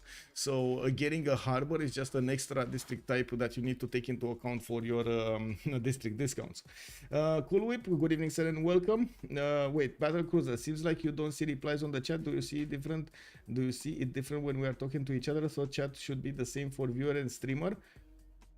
Wait. No, I do see, but it's I need to turn my head. I'm sorry. Wait, one sec. I'm catching up. Chris Mo, also good evening, sir, on YouTube. The last message I read was for settling Mongolia, right? Brave or crazy for Scotland. Eric Hoffin is saying, KW there. Gelukshan built Australia's Wallace throne. No, his ancestral hall. Chichen Itza city there for later on for Mongolia. Yes, this is probably gonna be a big Chichen Itza if he can get there. He did manage to get an engineer here, and he rolled the second one. He denied the general. He is gonna have a military engineer to create pathways easier for his horses to go towards his opponent. While I do notice already Xifi is feeling the pressure here, and he started putting a spearman in production, then switched away. Why building wonders when horses are this juicy? There we go. Battlecruiser knows the way. And why do you say I don't read chat? I see you or replies. Do you see it different? I'm not sure exactly what you're referring to. Harvard scientist for Australia.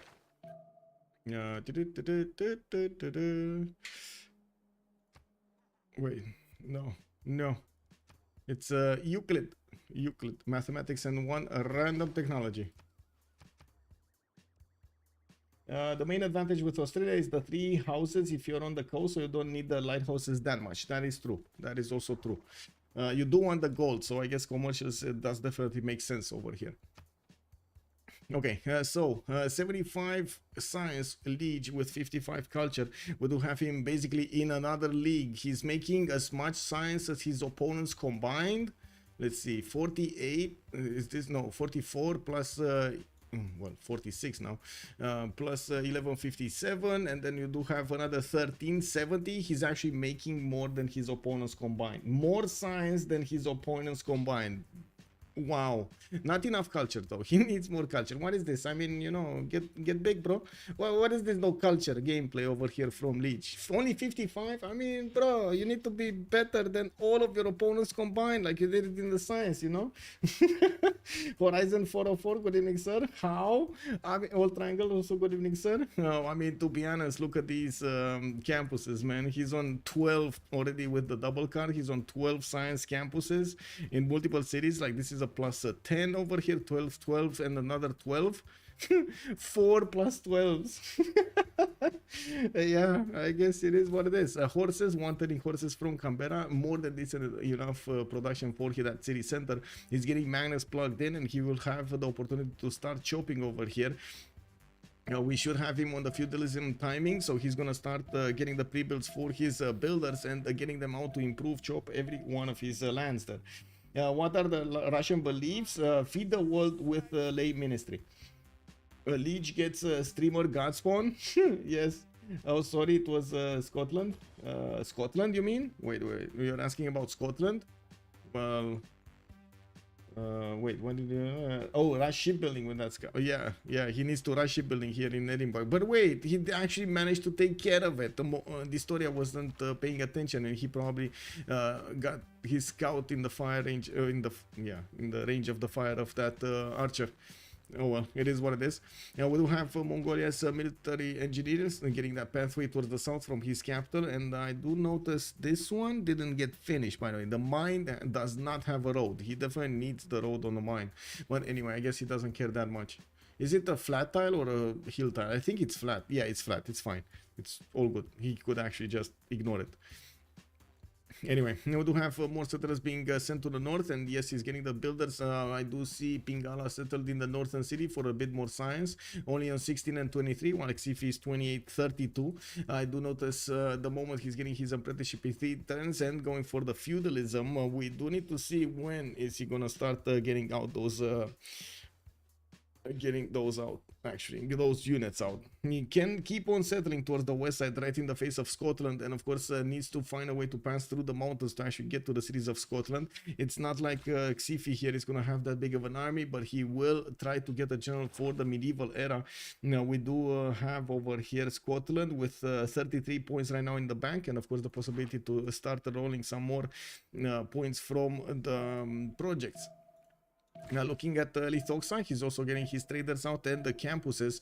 We were talking about how late he is on the science, especially since Liege is already like 6 times more science than Lithoxa. He's susceptible to attacks when it comes to those courses, and we do need to see if that is actually going to be Liege's strategy. He can definitely rush somebody with this amount of science. What I do notice at the moment, he's just putting cities more into the southeast, and from what I do see, he's trying to use these cattle tiles for the extra production bonus. To be honest, this city would be amazing if he settles it even on the marble tile, gets one horse, improves it, gets the other horse, and then gets the cattle tile towards the north, and of course a marble just for good measure there. I don't think... Oh, he does have a marble tile improved here. Anyway, we do have him establishing that Pingala in Adelaide, and I do have to mention now in this meta, you do have Pingala third on the western bank with the Eureka's improvement actually giving you the extra science on the library, the science on the university and research labs. That's quite a bit more science that you get on a single campus, not to mention getting the more great people from the first promotion on the left street. You can also get a crazy free inquiry on Australia with high appeal on your commercials. Yes, I still remember some Michael Steam where some Maori player had campuses, harbors, commercials that was sick. Yes, but afterwards it's really painful. As a noob, if I were Liege, I'd go straight to space. Okay, well, I guess we're gonna see what Liege is gonna choose here. Ulundi still getting settlers out. Okay, east side, north side, south side. He's also putting down entertainment complex in Erelundi. That's his capital city, where he does have Magnus plugged in and a few chops. I do see at least 4 chops that he could benefit from. 3 of them are actually in the first 2 rings, while he's going to spend some gold for the other ones. He might actually even entertain the thought of taking out Brussels here. It is kind of in his way, you know, towards the west side, but still has such a long way to go towards Kumasi, and he started expanding towards the other direction, so I would imagine it's going to be a little bit tougher to actually get to Rom. Now we do have Rom also expanding his trader count, and yes, I do notice he's gonna have decent amount of science at the moment, 25 with 40 with 82 production. Those traders are definitely helping out quite a bit, but I gotta say he only has 2+1 at the moment, while he's gonna get his Wallows throne in 2 turns. He's definitely feeling the pressure of his next door opponents with wait a second, Mapuche over here. Is a Mapuche his... Oh no, he's not his ally. We already have Mapuche with general sending his units towards Persia, while I gotta say Persia has no pre-builds, no warrior over here to upgrade towards the west of Bakhtri, even though Rapa Nui is probably going to be taken quite quickly. You do see the line of units that are being dispatched to deal with the Persian threat. 2, 4, 6, 8. This is way bigger of an army to go only against Rapa Nui, right? It's definitely going to go there. What do you think nowadays with current PBG? Is it harder or easier in average game go to space compared to vanilla? It's easier, much easier. Much easier. Cool Whip, yes sir, let's get the prediction. Yes, I saw it earlier, but I wanted to go through all of their golden ages first. I'm sorry. Who will win? We do have SPA versus Ulyss. 30 minutes for prediction over here, and I do want to put it up really quickly also on YouTube, and then reset my chats on the west side. Let's see, start a poll. Who will win? And then we do have Ulyss and SPA as options. There we go. Put the points in, everybody. Let's go. I gotta say, we're also coming very close on YouTube to hit that 4,000 mark on subscribers, and I gotta thank each and every one of you for joining me on this trip. Not to mention, I do want to say thank you so much for leaving a like right now. If you enjoyed the show, let's give it a like over there. Thank you, thank you, thank you. Okay, resetting my screens over here so I can see what's good. Okay, so Rapa Nui, well, not gonna be anymore. We do have Mikado actually starting to push forward towards Persia. Persia is gonna need to respond here with some units to close this, and I'm pretty sure he's gonna need to keep on closing in the north as well as directly to the west. That one tile choke on the iron tile, he should be more than fine to just sit there and use an immortal to stop any kind of attack. Encampment training projects coming up from the Storia. I do see he's getting finally that city on the in the Bay of Arauco, so he can get the benefits of multiple improved tiles by the forest file. While looking at his production capabilities, this story is 67 production. CivFR is already on more than double the amount of science and almost double the amount of culture, with a bit more production also. It looks like Scotland managing to get more cities out did help him out a bunch, while we do have Mongolia lagging a little bit behind. But again, the power spike of Mongolia is coming up soon, especially since he does get stirrups in 7, and he's gonna get his unique unit, his Keshek to build, not to mention getting getting to use his general around then. We're probably gonna see him need to get some knights. The problem is the gold. Do they have the gold? Yes, they should have the gold. 69, 17, 35 and +3 from the Storia should be more than enough. Is there a prediction option for just Liege? If he goes to space or attacks his opponent, I guess. 12,400 can get 1,200. Easy peasy, Battle Cruiser saying. Yeah. They can actually have a chance with a cultural victory if every fight will be okay. Yes. And we do have builders, some more builders coming out here from Australia, of course, with feudalism bonuses. He's gonna start improving all of his territory and manage to get another city to the west next to Lensois Marienses. Yeah, definitely he needs to go for the next districts, and this is the moment that I have been waiting for. I need to see if he's gonna get an encampment. If he gets an encampment, he's gonna be aggressive. If he doesn't get an encampment, I don't think he's gonna be that aggressive with the courser timing, which is gonna be a bit of a problem here, but I guess we'll see. We'll see. He could definitely put so much pressure on Aztec since Montezuma is so low in his stats. Like, Aztec is probably gonna find it next to impossible to get to coursers before the coursers of Liege. But anyway, in the meantime, I do see Liege discovering stirrups, so knights are flying away unless he's gonna hard build them, which I doubt it. We do not have yet a district settled from Adelaide. So he has a commercial and he has his campus. He has the third slot, but no chosen one. Yes, it is what it is. In Brisbane, he did manage to put down a campus. That's still gonna be a +4. Okay. Couldn't he have used... oh yeah, he could have used this. That's a +3, not a +4 though. Oh well. Yeah. Wasn't that big. But here I still think it was a better city because of multiple horses. Maybe he's gonna get another one there in the south and put down those horses, improve those horses. Okay, so what is going on here? Mikado is gonna pass the mountains and gonna try to get to Bactri, while we do have Immortals getting 210 here from the cities of Persia. He did go for World of Throne, so that definitely helps him out, get more production towards these units. Still not enough production to one-turn them. That is a bit unfortunate, and we're going to need to see also these merchants, what are they gonna start picking. Now we do have Persia getting Zankian for the extra trade out capacity, and I do notice Coleus has been picked up by Persia, not Montezuma, getting that free copy of a luxury resource, denying Lithoxa here an extra point of damage on his units. That is also quite important. Now we do have Governor Plaza in between his settles, and yeah, he's getting those immortals going.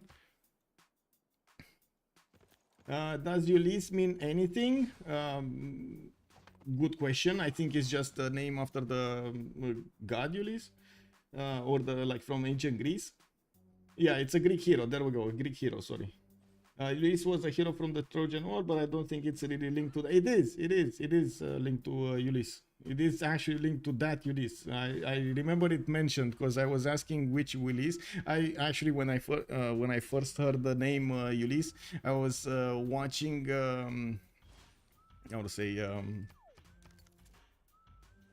the in-between movie of Planet of the Apes. I'm not sure if you saw it, the one when they were training monkeys in space for reconnaissance and using how to say, a spacecraft, and then they crash landed, got into an aluminum, crash landed on a planet, and all of that planet was actually ruled by apes instead of humans, and so on and so forth. Well, that was a character named Ulyss in there, and I was confused. Is that actually Ulyss from you know, that movie? No, the answer was no. It is Ulyss, the hero from Greece. Okay, we got a general here on Hazaki also, El Cid, and it looks like Scotland did manage to pick up Timor. He won't be denied. We also have Australia managing to get religion. He actually got Great Prophet. Where is the Great Prophet? And how did he get it? Was that Stonehenge sneaked in somewhere? Or did we just didn't see his Kick W? Oh, he did it. And look at that. In Hobart, he actually put a holy site here. Kick W. He got that religion. Let's see what it is. Judaism, Zen meditation for the extremity, defender of the faith. And looking at his city. Opa, sorry. 8. There we go. It's a +3 happiness at the moment. He can't get the +6 at the moment in his core cities, which I'm pretty sure he's gonna want to spread that religion so he can get more amenities. Looks like also Liege will start to punish over here Aztec for not having enough units, while yes, we do have swordsman coming out from the cities of Lithoxa. It's not that big of an army from Liege to affect him in a major way. Zulu did manage to get quite big. He's already on 2, 4, 6, 8, and 9 cities, while he's gonna kill Brussels for the 10th. We do have him with very big opportunities in the next part of the game. Looks like Mapuche did manage to get into the Persian defense, and by the looks of it, also these immortals don't have enough strength to take on the horses with a general. I'm pretty sure he's at least gonna get pillaged on his commercial and the market, while we do need to see if Persia will have the opportunity to push back his aggressor here. Definitely a lot of immortals are coming out to fight, and now he's starting to want and to turn them from some of his cities. This is going to be quite a big fight over here between Mapuche and Persia. I'm actually a bit surprised Mapuche did not wait for his Mano Raiders. Not only those would have been stronger, but yeah, they probably, now I see why he didn't wait. Rom is getting his military tactics in 3. Not only Menatans but also pikemen. He should have more than enough units to stop any kind of attack like that. Okay, Mongolia, west side of Mapuche, not really doing anything. He's getting some horses. He actually got a horse right in the face of Scotland, and he does see that Scotland started putting out spearmen to try to defend his opponent with anti-cav units, and while Mongolia usually does want to use his Kesheks with his coursers or knights. We do need to see if that's going to be the case for today. I do have to mention Mapuche's attack against his opponent on the east side does leave him exposed to the west, and that's especially where Mongolia can actually come from.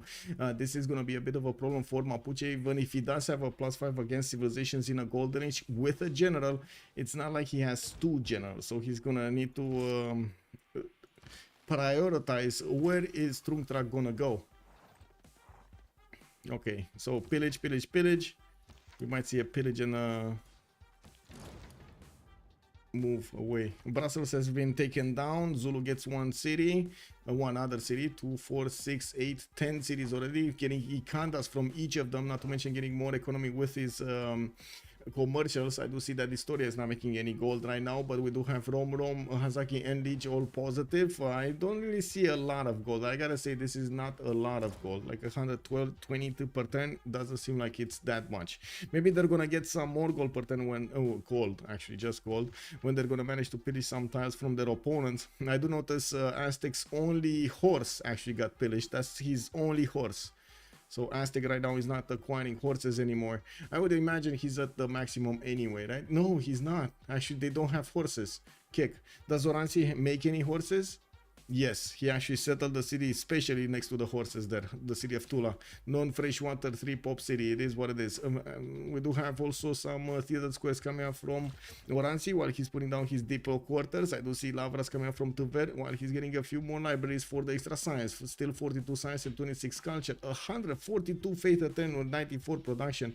That seems like Peter here will recover quite nicely. I gotta say, flat land between him and Zulu might spell the demise of the Russian Empire because of the speed with which these Zulu units will actually get to that city center. We do have also Irelundi trying to go for that Colosseum. He's the only one in the game going for Colosseum right now. Usually, of course, ideally you'd want to have it on Scotland. This time around, it's going to happen on Zulu. And of course, he's going to keep his people happy with also some city parks here. Getting those +3, +6, and +5 bonuses going around. Kuris, good evening, sir. 100% on Team Ulyss. Oh, I see. YouTube is getting big on Team Ulyss here. Okay, I see how it is. 2 turns for Colosseum to finish, and I don't see another chop available for him, or at least not achievable in the next 2 turns. We do need to see if he's actually gonna move on the banana and chop it, even though I don't think so. There's nobody contesting that, so another one doesn't really make sense. Now we do have the war between Persia and Mapuche. Looks like he got in most of the horses, but there are way too many immortals over here for him to actually pass through. And I would imagine they're gonna make a line of defense and gonna start shooting back. Multiple horses are gonna start getting damaged by these ranged attacks of the Persian units. Unfortunately for Romrom, even his ranged attack and his melee attack is quite weak against his opponent here. The Mapuche horses benefiting from a +5 general bonus, and the heroic bonus is making them so strong.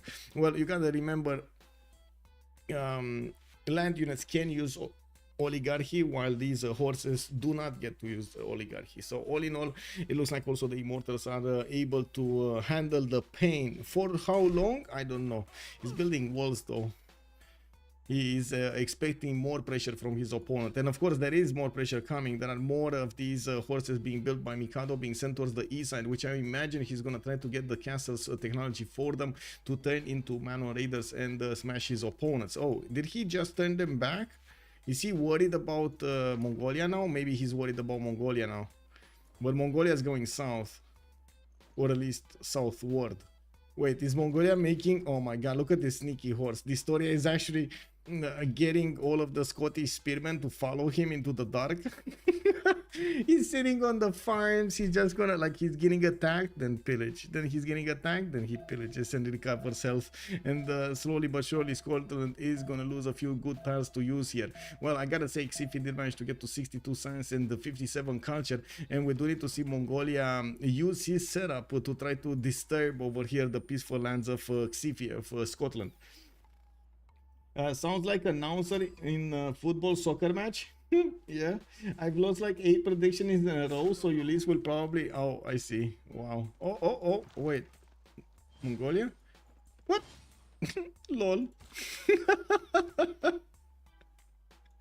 Man, he saw everything. He saw the army of Scotland. He's also gonna have the sneak peek into his garrison defense strength. He's gonna know his opponent has pikemen. It's just a matter of number of units here, but I do see some of them are going southeast. Are they going Russia?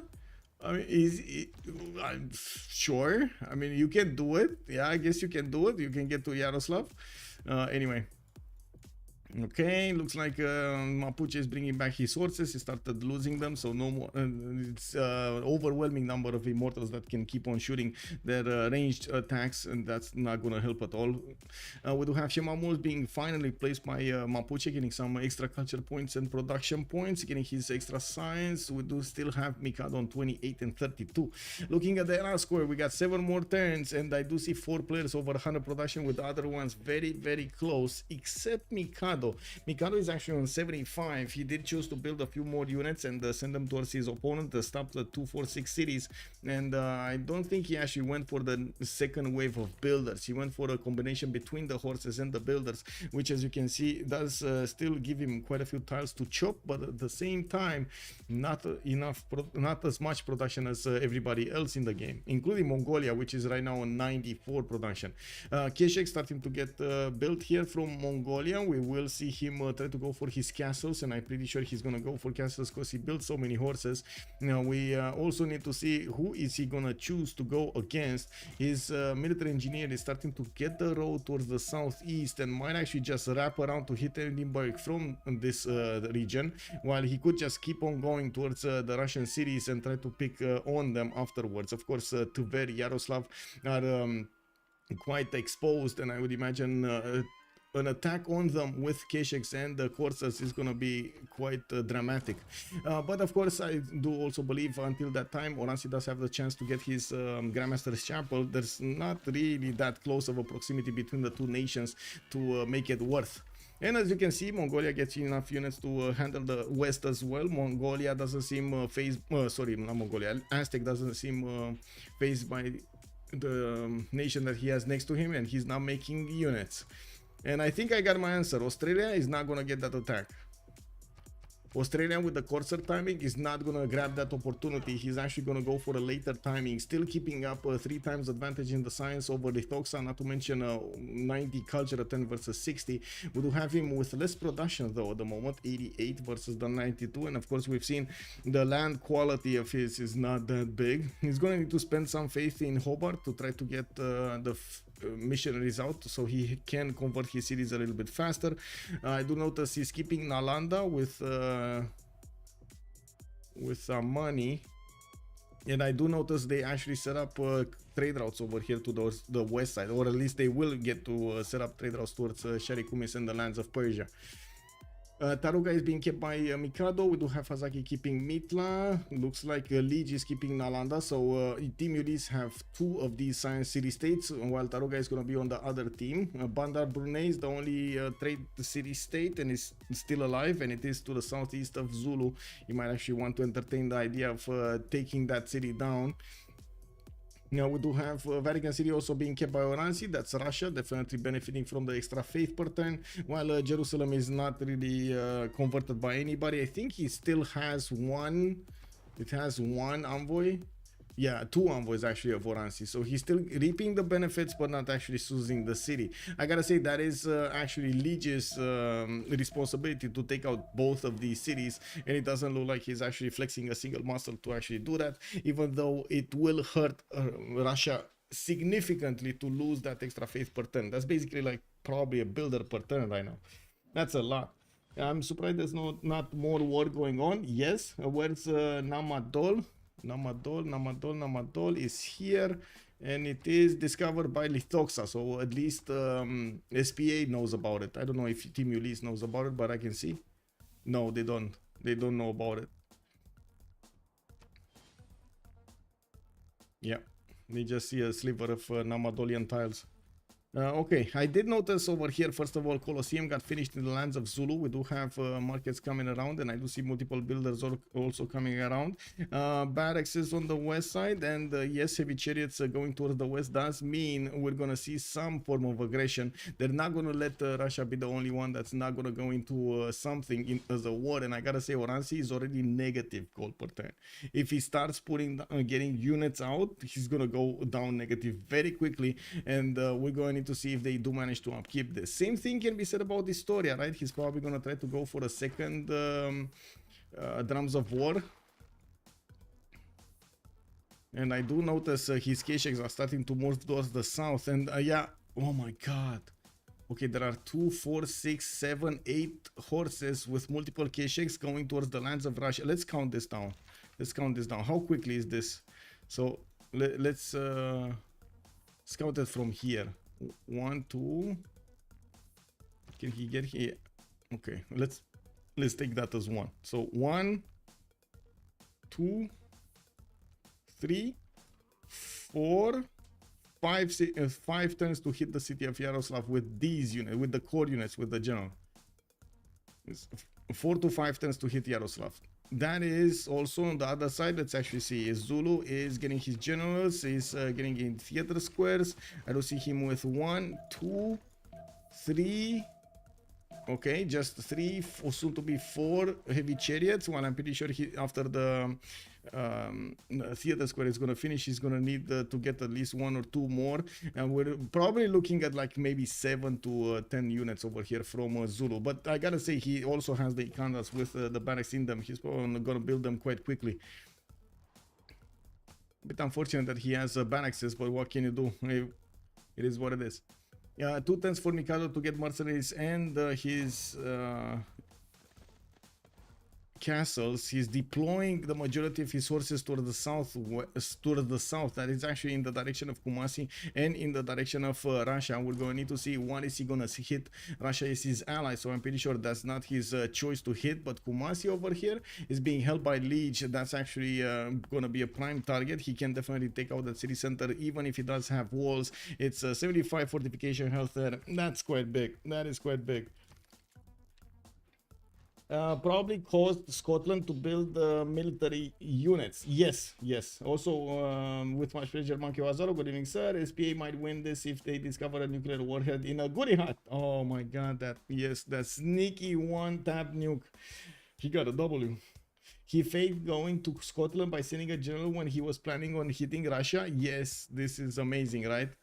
Some mind games being played out, but I gotta say, Xifi is already putting quite a few pikemen on the defense, and yes, I do see some archers over here, just a few archers. Maybe Mongolia will need to deploy a few units just to, you know, keep up the ruse until he gets to the cities of Russia.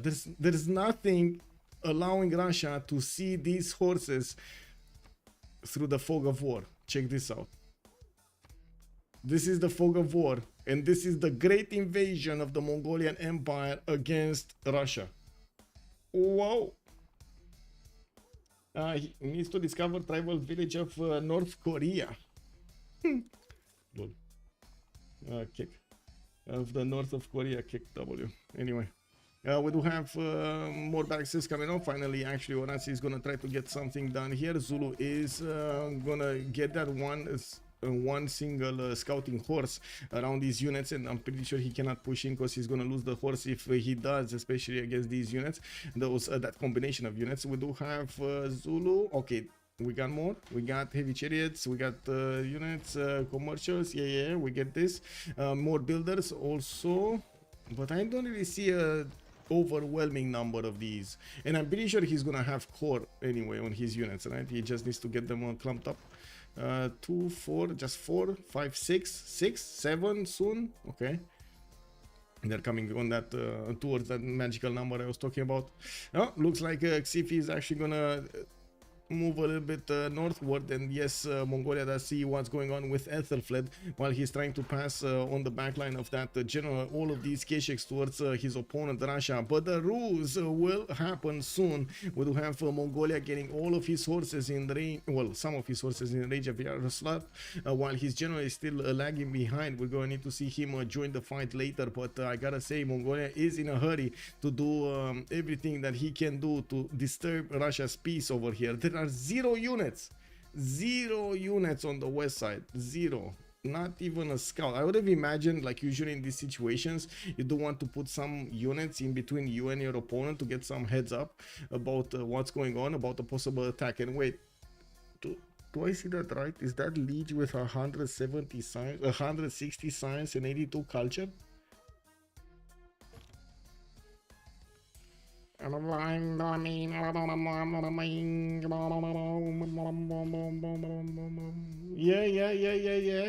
that is a Liege with 160 science and 84 culture. Whoa, that's big. That is big.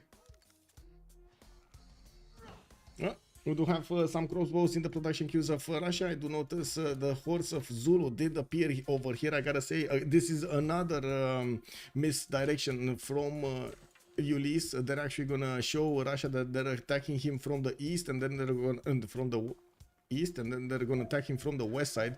We do have more of these heavy chariots getting chopped, and that is gonna follow up the attack on the west side of Russia. I think Russia is just gonna die here. Like, to be honest, I think Russia's just gonna die. There's like no, I don't think there is a way, a universe for him to hold on Hazagi and Historia at the same time.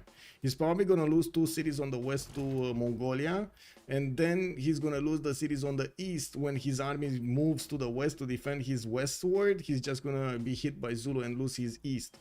There is something. Mapuche is upgrading his Malon Raiders, but I do believe he's actually going to go Kumasi into Persia, not really go to the south. And even if he does, he's not going to get there quickly.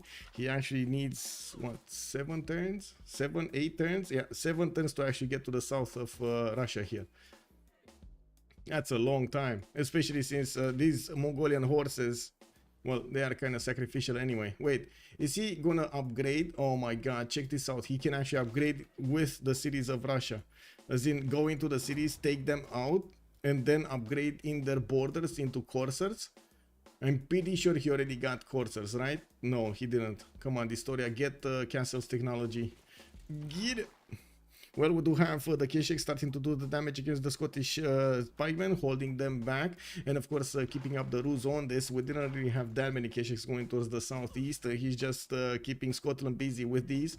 In the meantime, getting many more of them. The Dakota army coming up in 9 turns there. I would assume he's going to want to get a spy in his opponent's territory, and I would assume he's also going to want to get a spy before Terracotta army comes out, so he gets that extra diplomatic visibility, gets that extra promotion on the spy as well. Okay, now this is starting to be an army. 2, 4, 6, 7, 8, 9, 10, 11, 12, 13, 14 of these heavy chariots. Of course, they could turn into 7 knight corps to go against their opponents here, with Hazagi getting his stirrups next turn. He's also gonna get mercenaries next turn. He's on 170 production versus Russia's 134 and 137. But I gotta say, Russia, he gonna get it. Oh my god. Okay, Mahabali Temple coming up in 4. Does he have Grandmaster Chapel? 5 turns Grandmaster Chapel. It's too late. Yaroslav is getting attacked here. We do have machinery coming up in 5-4. Distoria and Yaroslav is running even without the builder. We might actually see them give that information last second in between the turns to their teams, and we're gonna see what the reaction will be on this. Will they actually get to buy something, or will Mapuche want to get in there?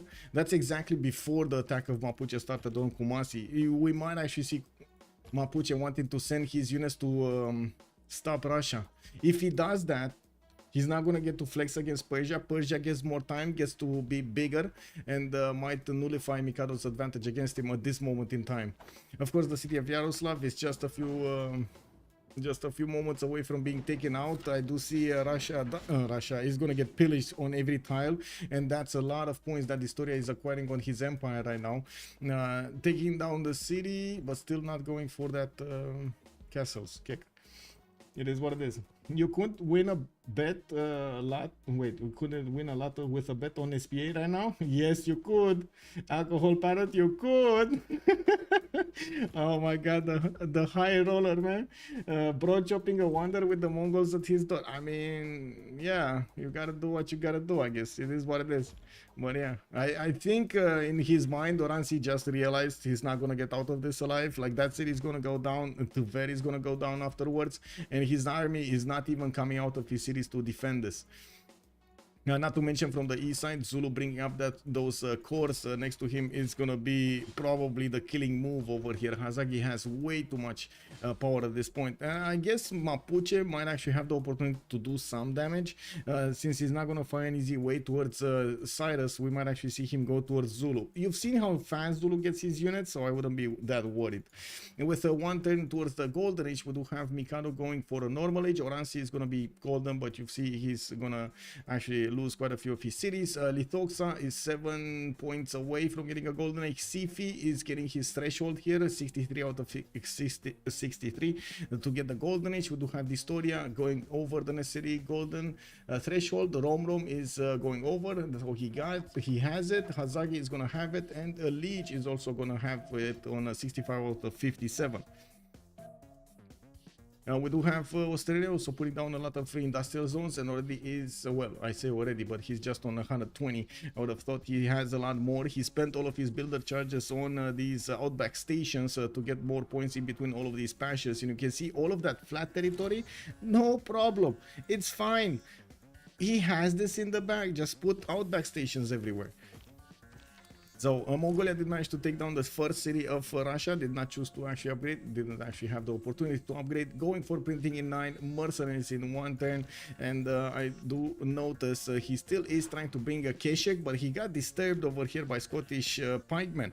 And well, we do need to see if he's gonna keep up the attack against his opponent. Intelligence agency in 210 is gonna get a spy. Aztec did deploy a spy against him, but from the west side, nothing really is happening. Lithoxa doesn't have enough units to push, and I do believe the gold pattern is gonna be heavier and heavier on Team SPA, especially since only Xifi and Lithoxa do have an economy right now. Mikado and Oransi don't really have an economy, not even pillage economy. Like Kumasi will give them something, like at least 2 mines pillage, but that's about it. Like that's why, like what, 200 something gold from both of them. 200, let's say 200, let's say 300 gold. That's not that big.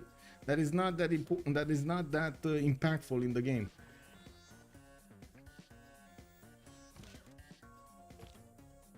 Doesn't want to get them stolen, perhaps. Wait, why is the Malon Raider man going against Mongolia? Yes, I think he doesn't want to get them stolen, but at the same time, I guess he could have done quite a bit of damage here if he chose to go directly to the west.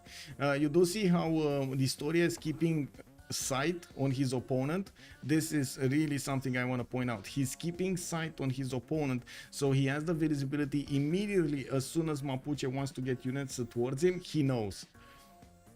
This is very important. So you have that, you need to build yourself time to react, basically, or guarantee yourself time to react. Lord Bowser, also good evening, sir. Nico 19M, good evening, sir. Mongolia is like a joker. Well, I guess so. In this case, I guess so. Tuveri is gonna try to get the ancient walls. Looks like Historia might need to punch through those walls if he wants to take the city. Oransi does have the opportunity to get some chops there in the south.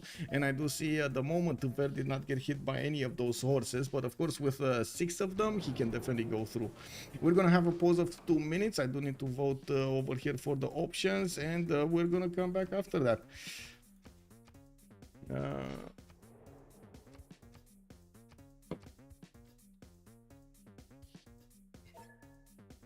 Whoa.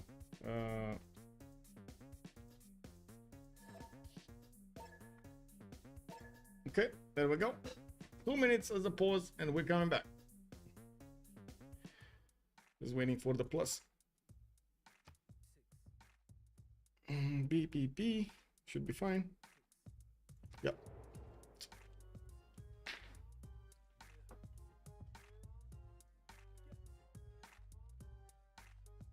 I need more coffee.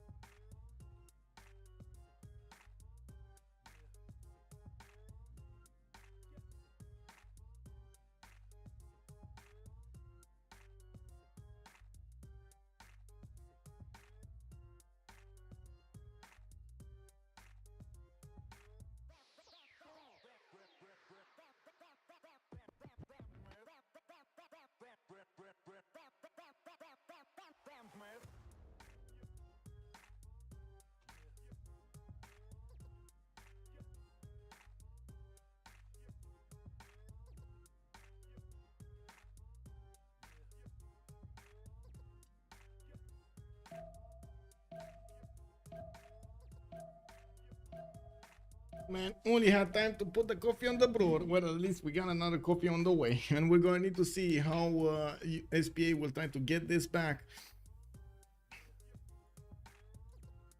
Let me set up my chats again because I click buttons. Okay, so what do we have here?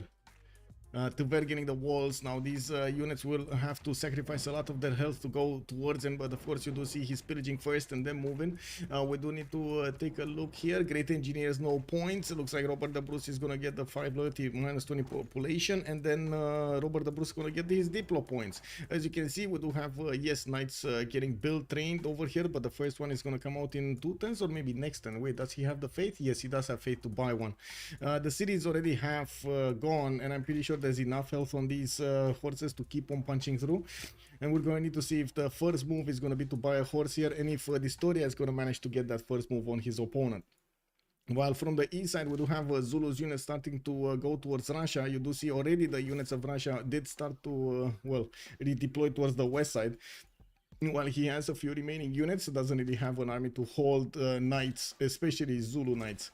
Well, Kumasi is getting pillaged by Mapuche. Looks like he might actually just pass by with his Mano Raiders trying to go into his opponent's territory. While we do have Zulu still reinforcing his knights on the west side. He is starting to get his armories for the extra bonuses. And of course, I do notice armories yeah, everywhere. He's also getting some campuses and pillaging Nalanda. Is this? Yeah, this is a pillage because Lithoxa has it.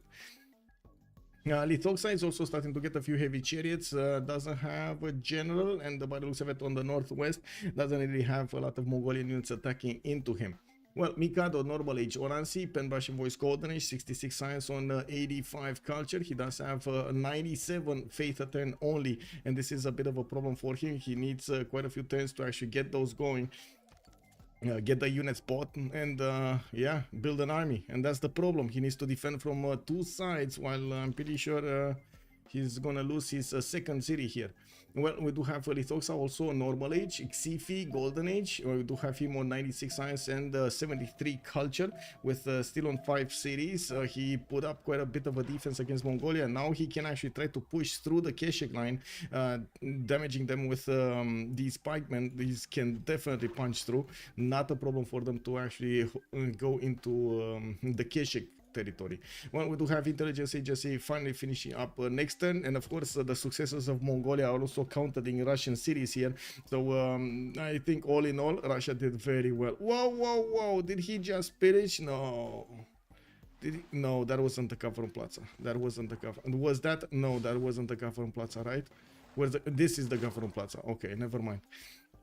Well, we do have the knight buy into Tver, and it doesn't seem like he did manage to punch through that city before the knight was bought. Looks like also we do have him going for the tiles, ripping the gold out of the territory of Russia from those few mines that Russia did manage to upgrade. Well, now they're gonna be gold in Distoria's territory. 700 gold Distoria did manage to acquire with only a few horses here. Definitely worth, especially since they're probably gonna upgrade the Zulu next. We do have also campuses coming up from Dunlovu. Hasagi is sending a few units to meet the Mano Raiders over here towards the northwest. While of course they did notice how much military his opponents are benefiting from. They probably did notice what's going on in Kumasi, and now they do know they are coming for them. Terracotta army got taken, right? Terracotta army got built over here in Mapuche's territory, so it got denied from Mongolia. No more level 2 easy spy for Mongolia. I didn't actually see Victor. Oh, we do have Victor. We do have Victor third in the city of Karakorum for the extra spy, how to say, promotion over there. This Victor third on the left tree. Where is Victor? Here. This one, Embracer. The second part says military units trained in the city start with a free promotion that do not already start with a free promotion, and the spy is considered the military unit, if you can believe it.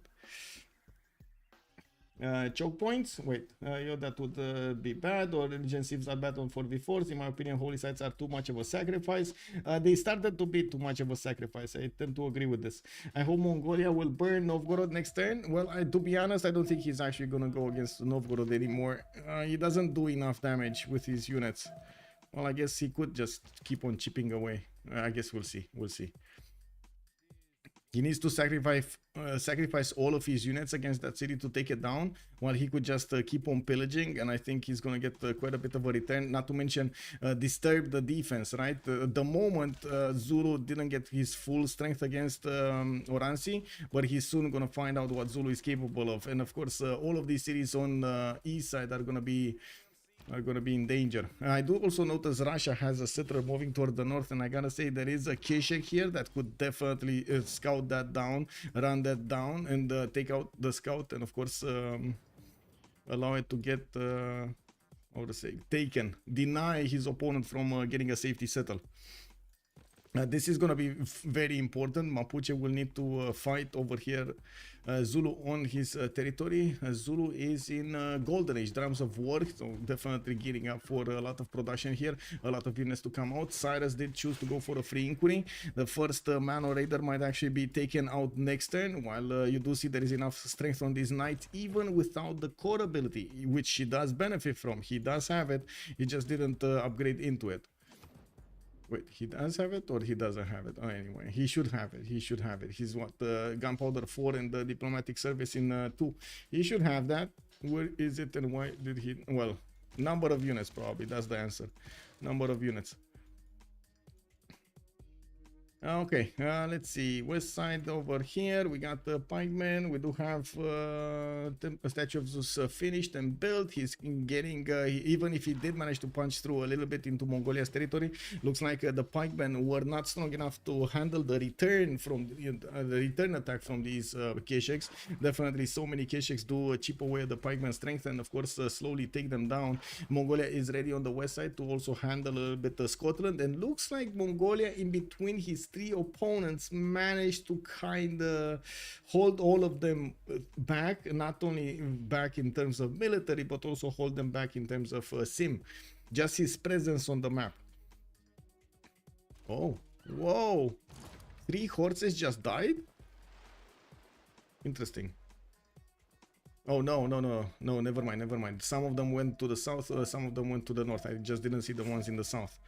It does look like Oransi here is trying to take out Mongolia.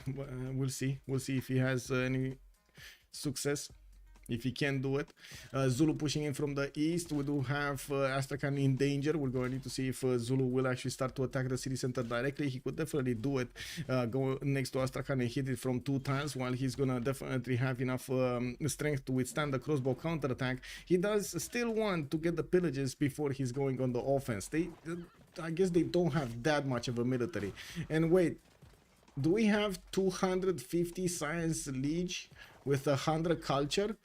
That's another level, bro. That is another level. Now that's just disgusting.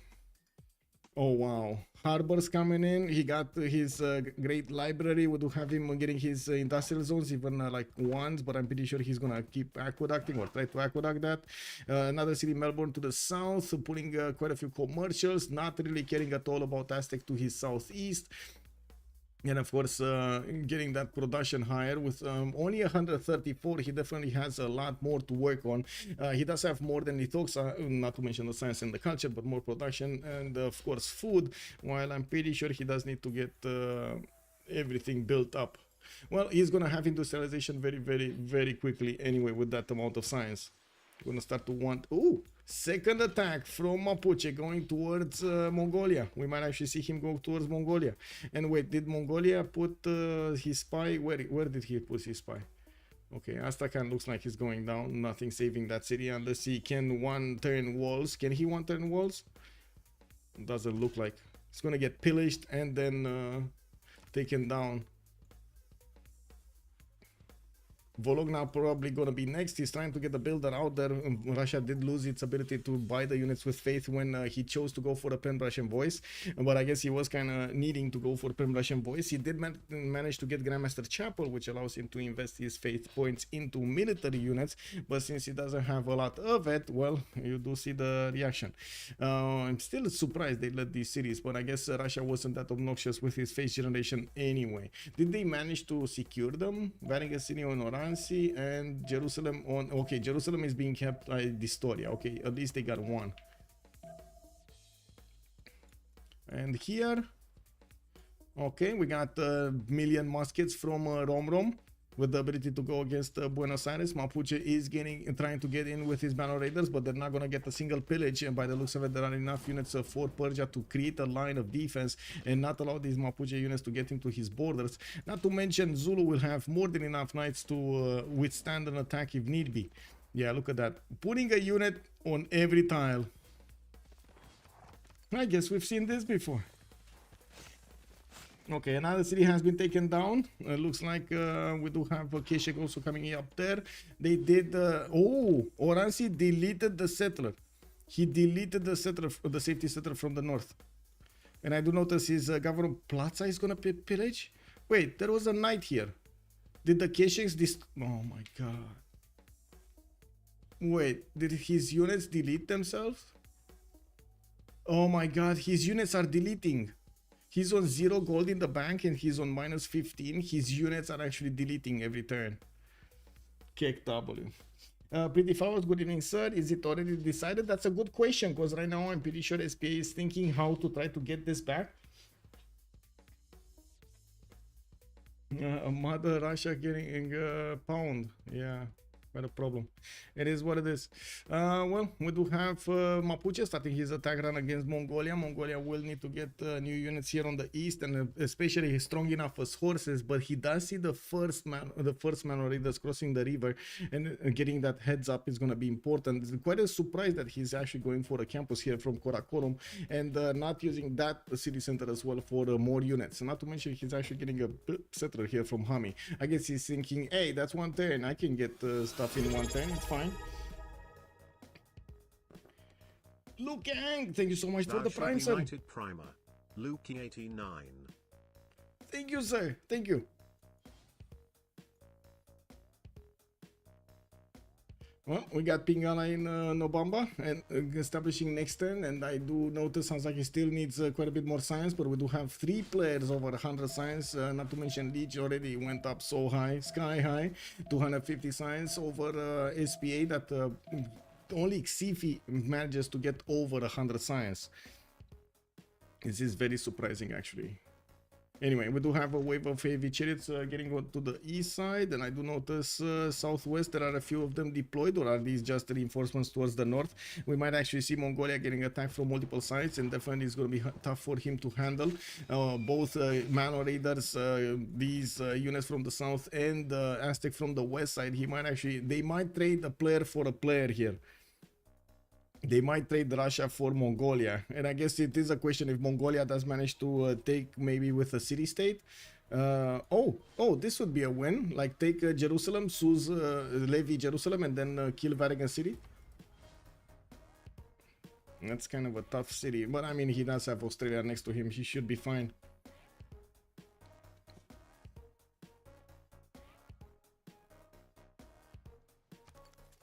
Okay, spies coming up from Irelundi. I do see the Mapuche and Malo Raiders did get chopped in half here, and they're starting to see the line of defense that Persia has. So we do have the next units from Zulu starting to get caught up, and they're going against Tula. That's another city they're gonna take down. Russia just lost its ability to buy the units with faith. The Grandmaster Chapel has been pillaged, and I do see he's having a hard time to get his new units out and about. He does have a decent amount of pikemen here, but damage has been down. 3 cities will be taken down, and I do see, of course, Mongolia keeps up the pressure, while we will see Zulu with another wave of attacks soon. I would imagine he's gonna go for Cuirassiers, mathematics in 1, getting his soon universities going, and then, oh my god, Cuirassiers galore. We do need to see him also finishing up his defense against the Mapuche. Deploying those Night Corps against Mapuche does give him a strong enough unit to even punch back these Mano Raiders, not only deal with them. This is the problem. This is the big problem for Mongolia. He only has built so many Keshiks here, and the Keshiks are not really good on defending themselves. They're very good at attacking, not really good at defending. And of course, since we do have so many anti-cav units, I'm pretty sure Mongolia is going to have a hard time getting out of this, especially if he's going to keep on defending one tile away from his opponent. Now, we do need to see if he's going to have the power to keep these opponents to invest into attacking into him, if he's gonna manage to be defending for the next 15 turns. I think that's going to be way too much of a sacrifice from all of these three civilizations to take down one, while we didn't really have a sacrifice from either Mongolia or Zulu to take down the cities of Russia. Well, that's one horse down. Still two Kesheks around. It's fine. They are pillaging everything in Tula.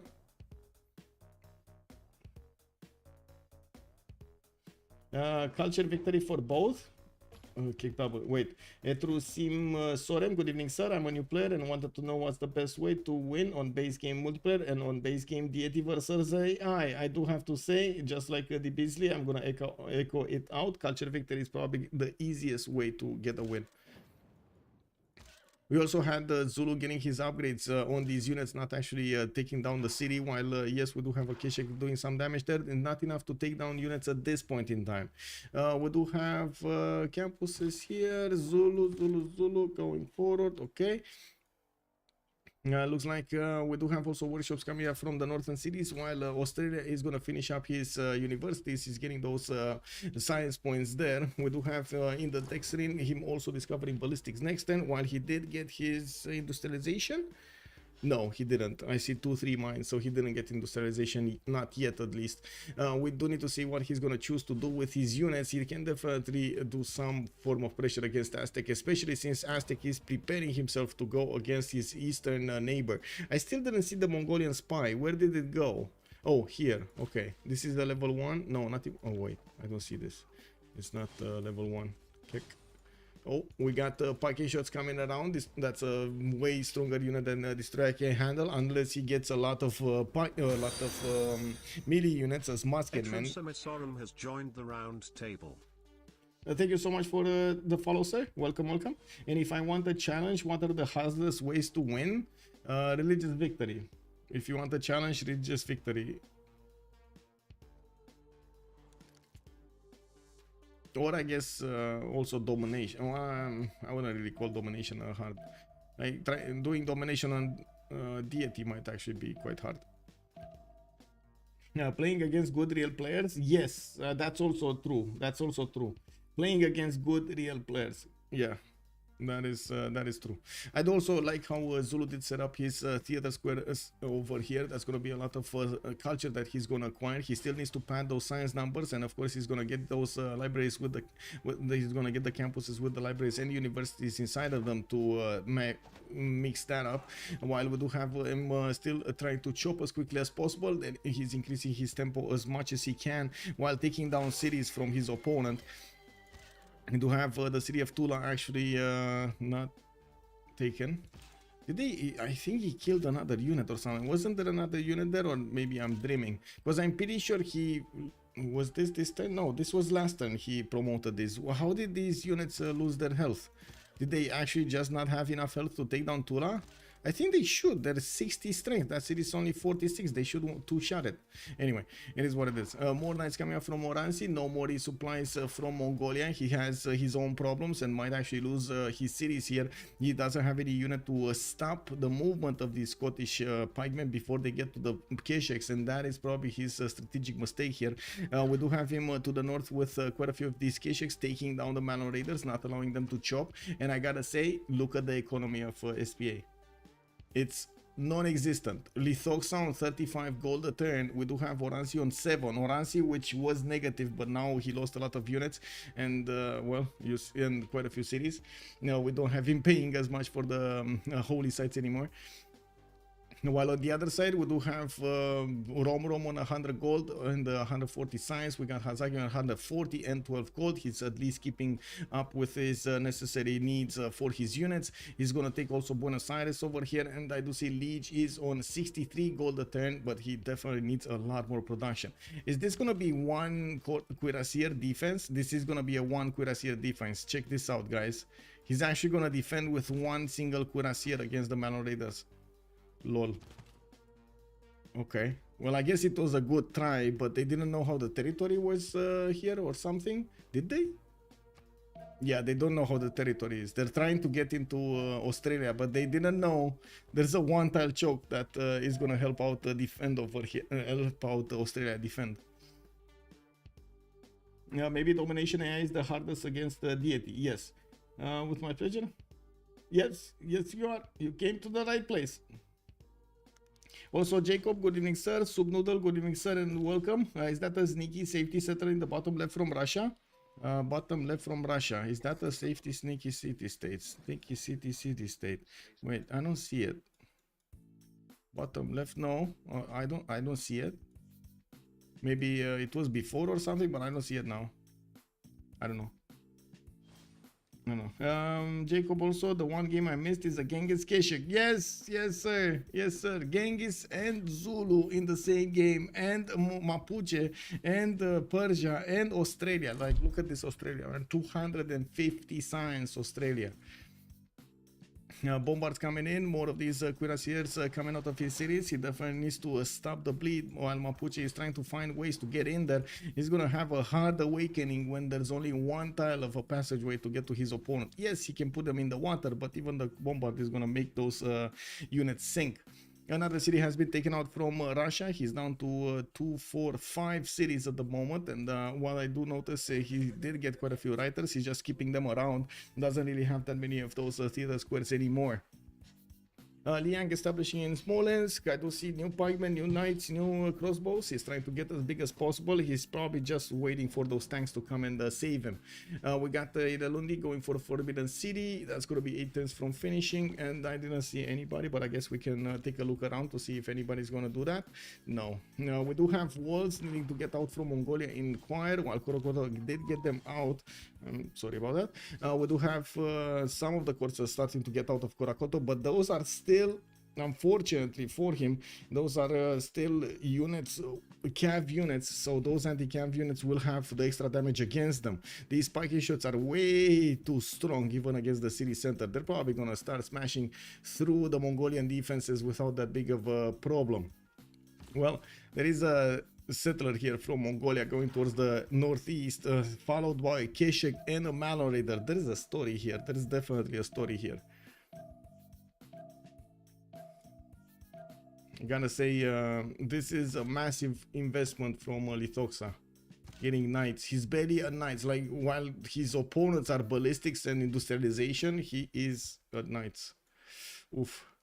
This is gonna go a bit dramatic in the next part of the game. They might get to full kill Mongolia before they get the Russia gets to get full killed.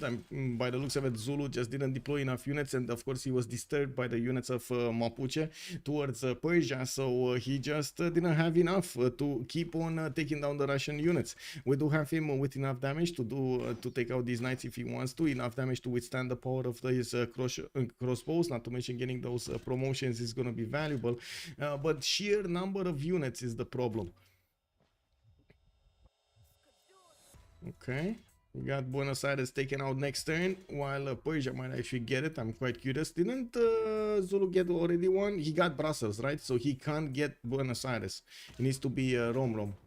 Buenos Aires is a CivFR city, so that's extra amenities that are going to be taken away from Scotland. While Scotland is on +3 right now, he might actually lose his happy bonus. Yeah, Keshiks, no more Diplo visibility for these Keshiks, by the way. Nothing. And does he have against Aztec? No, nothing. They're managing to counter this properly. I guess we're gonna need to see. Another safety setter coming out from Karakorum. He did manage to get this one, and he's gonna keep on going somewhere. I don't know where, because, yeah, I mean, he could keep on going towards the east, pass Hong Kong, and try to get into the north of Romrom, but that's gonna take a while. Well, I guess Keshiks are good for something. Escorting units. And no more units coming towards the southeast. These units just standing here, not doing much. Okay.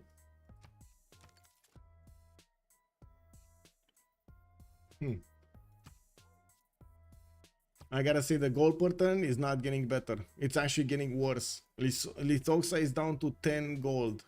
And it's not like they have in the bank that much. If they're starting to go negative, they're actually gonna have a big problem.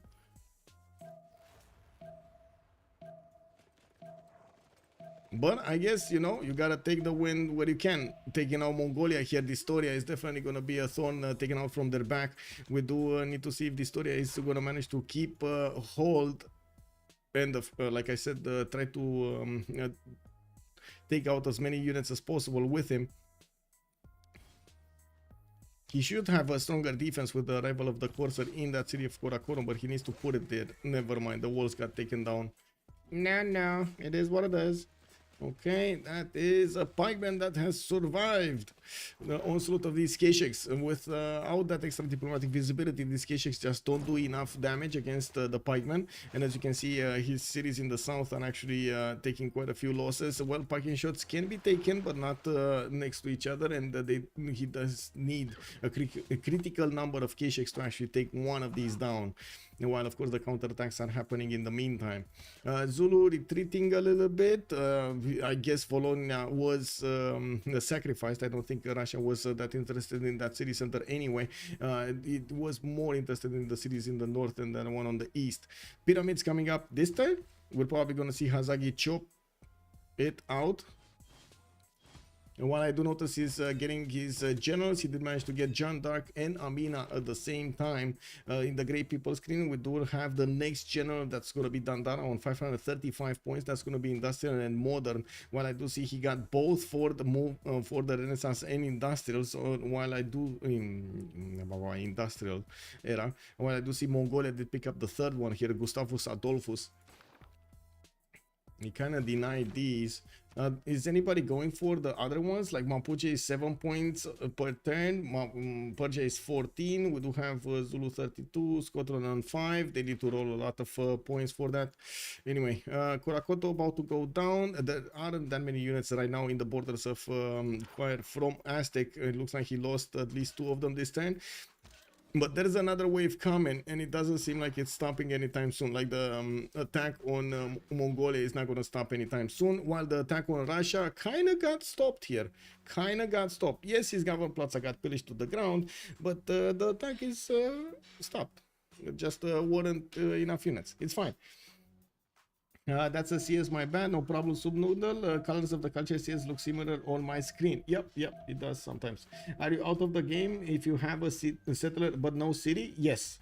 Alcohol palette also calling out the pillage economy if they have something to pillage, because I'm not sure if you noticed there aren't that many mines here. Well, I say that and then I see Kola having 4 mines kicked. And then Karakorum having quite a few mines kicked W. Well, anyway, on the west side he doesn't have mines. Like this initial territory doesn't have mines. Okay, Karakorum is going to be taken down. That's a city that is not going to be anymore. Scotland is going to benefit from it. While I do notice Aztec is taking a few more hits here. His new units need to get in the borders and keep on attacking his opponent to break him in 2. We do have a wave of settlers also starting to move towards the east side. With the help of the K-Shakes, they are moving a little bit faster. And I'm pretty sure he might... Wait, he should be able to make it. He actually might be able to make it before he dies. Wow. Okay, that's going to be a surprise. Anyway, he can keep on puddle jumping, right? Settle cities in between and get the last one last. We do have Forbidden City in Iralundi in 2 turns, and I do see our archaeological museums coming up from his second city, Babanango. While he did put a park everywhere, he also gifted Buenos Aires to Persia.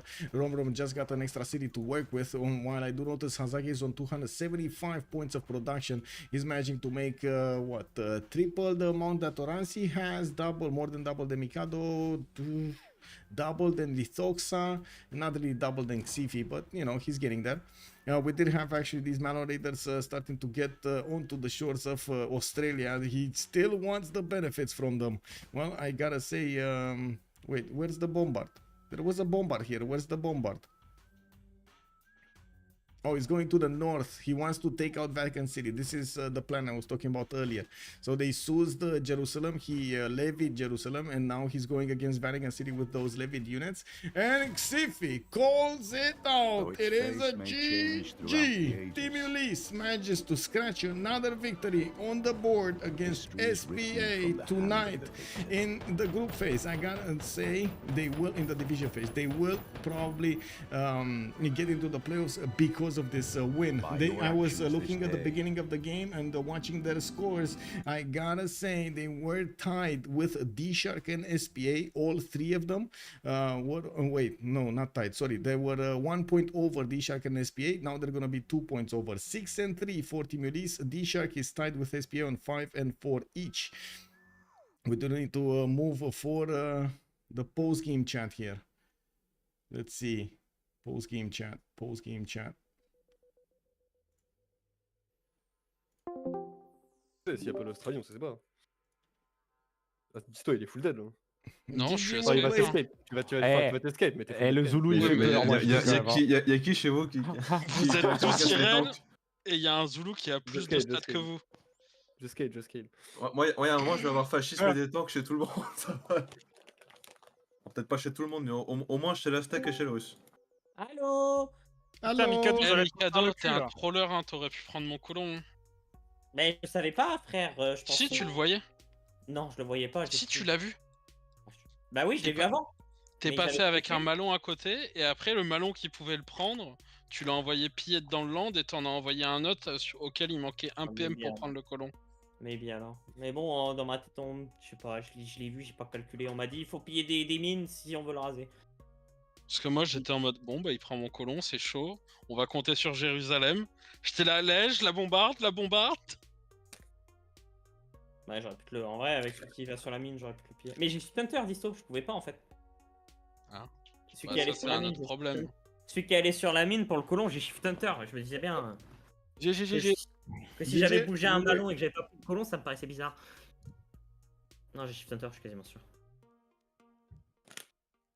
Ah, puis les malons quand t'as pas de first move, hein. C'est vraiment. C'est-à-dire que je suis pas l'expert des malons, mais alors là, le combo des deux, c'est vraiment nul. Hein. Ah, surtout que t'as toujours pas Ranalanda, quoi. C'est.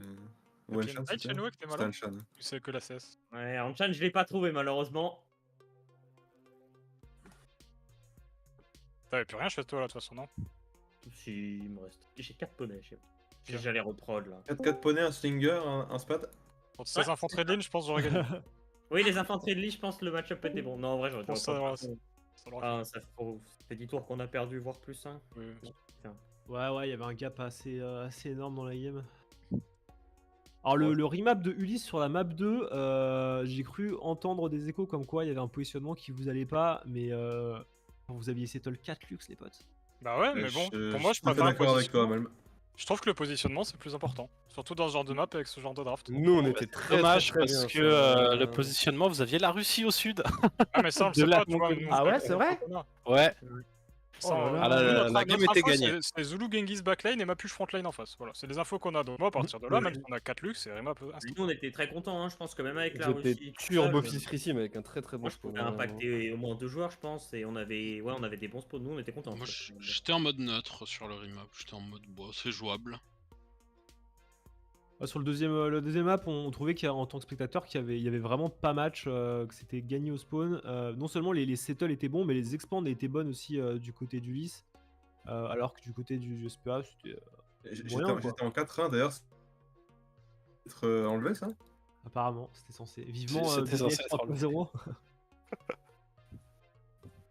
Ouais. Ouais, je sais pas ce que je peux faire dans ce DM. Je pense que c'était pas incroyable ce que j'ai fait. C'était un peu à chier même. Moi je pense que ton plan de jeu d'aller sur le perse c'était un peu de la merde, je t'avais pas dit. Ouais, mais... je pense aussi. J'ai une bonne tempo en vrai, donc on peut réagir à tout moment. Après il a un plus 10 tu vois, mais on va les choke donc bon. Après je me dis, là il va perdre, je sais pas, je pense que c'est pas ouf. Je pense que c'était à chier.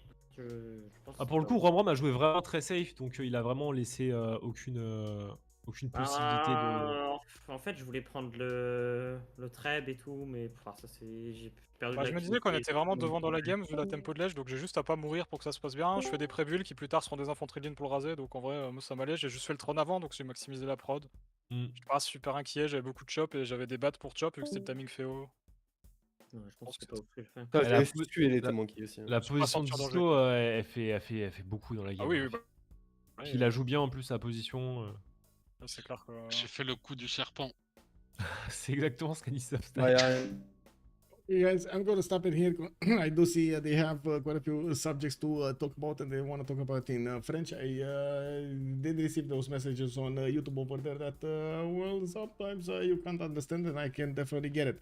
Yeah, I agree with 90% of what they're saying, basically. Yeah, let's go. GG, tell you thing going. Also, good evening, sir, and welcome. It will take me a while to process the video on YouTube, so you can have the vote available, but I will make an announcement on my Discord so you can take a look at the Civ replay and also take a look at the video. I am a little bit behind with the score show. I will get the score show soon, and we're gonna have to talk about all of the news results that did happen last week, between last week and this week. And I gotta say thank you so much for everything. Much appreciated for the likes and follows, the subscriptions, and of course your gifts. Thank you so much, sirs. I do hope we're gonna see each other in the next one. I do hope we're gonna have a game tomorrow. As far as I know about one on Thursday, not on one tomorrow, so I'm looking for it, and hopefully we're gonna get a stream. If not, we're gonna play, and we're gonna play Civ. Let's go. Now I do want to say also thank you so much for joining me from YouTube. I do hope you're gonna throw this video a thumbs up because you enjoy the content. I do hope we're gonna see also each other in the comment sections down below. Tell me what you thought about the game. If you wanna take a look at my schedule, you can join my Discord server looking at the description of the video down below on YouTube, or typing ! Discord on my Twitch chat. Thank you so much for everything. Let's see each other in the next one, and in the meantime, have some fun with some Civilization 6 content. Bye.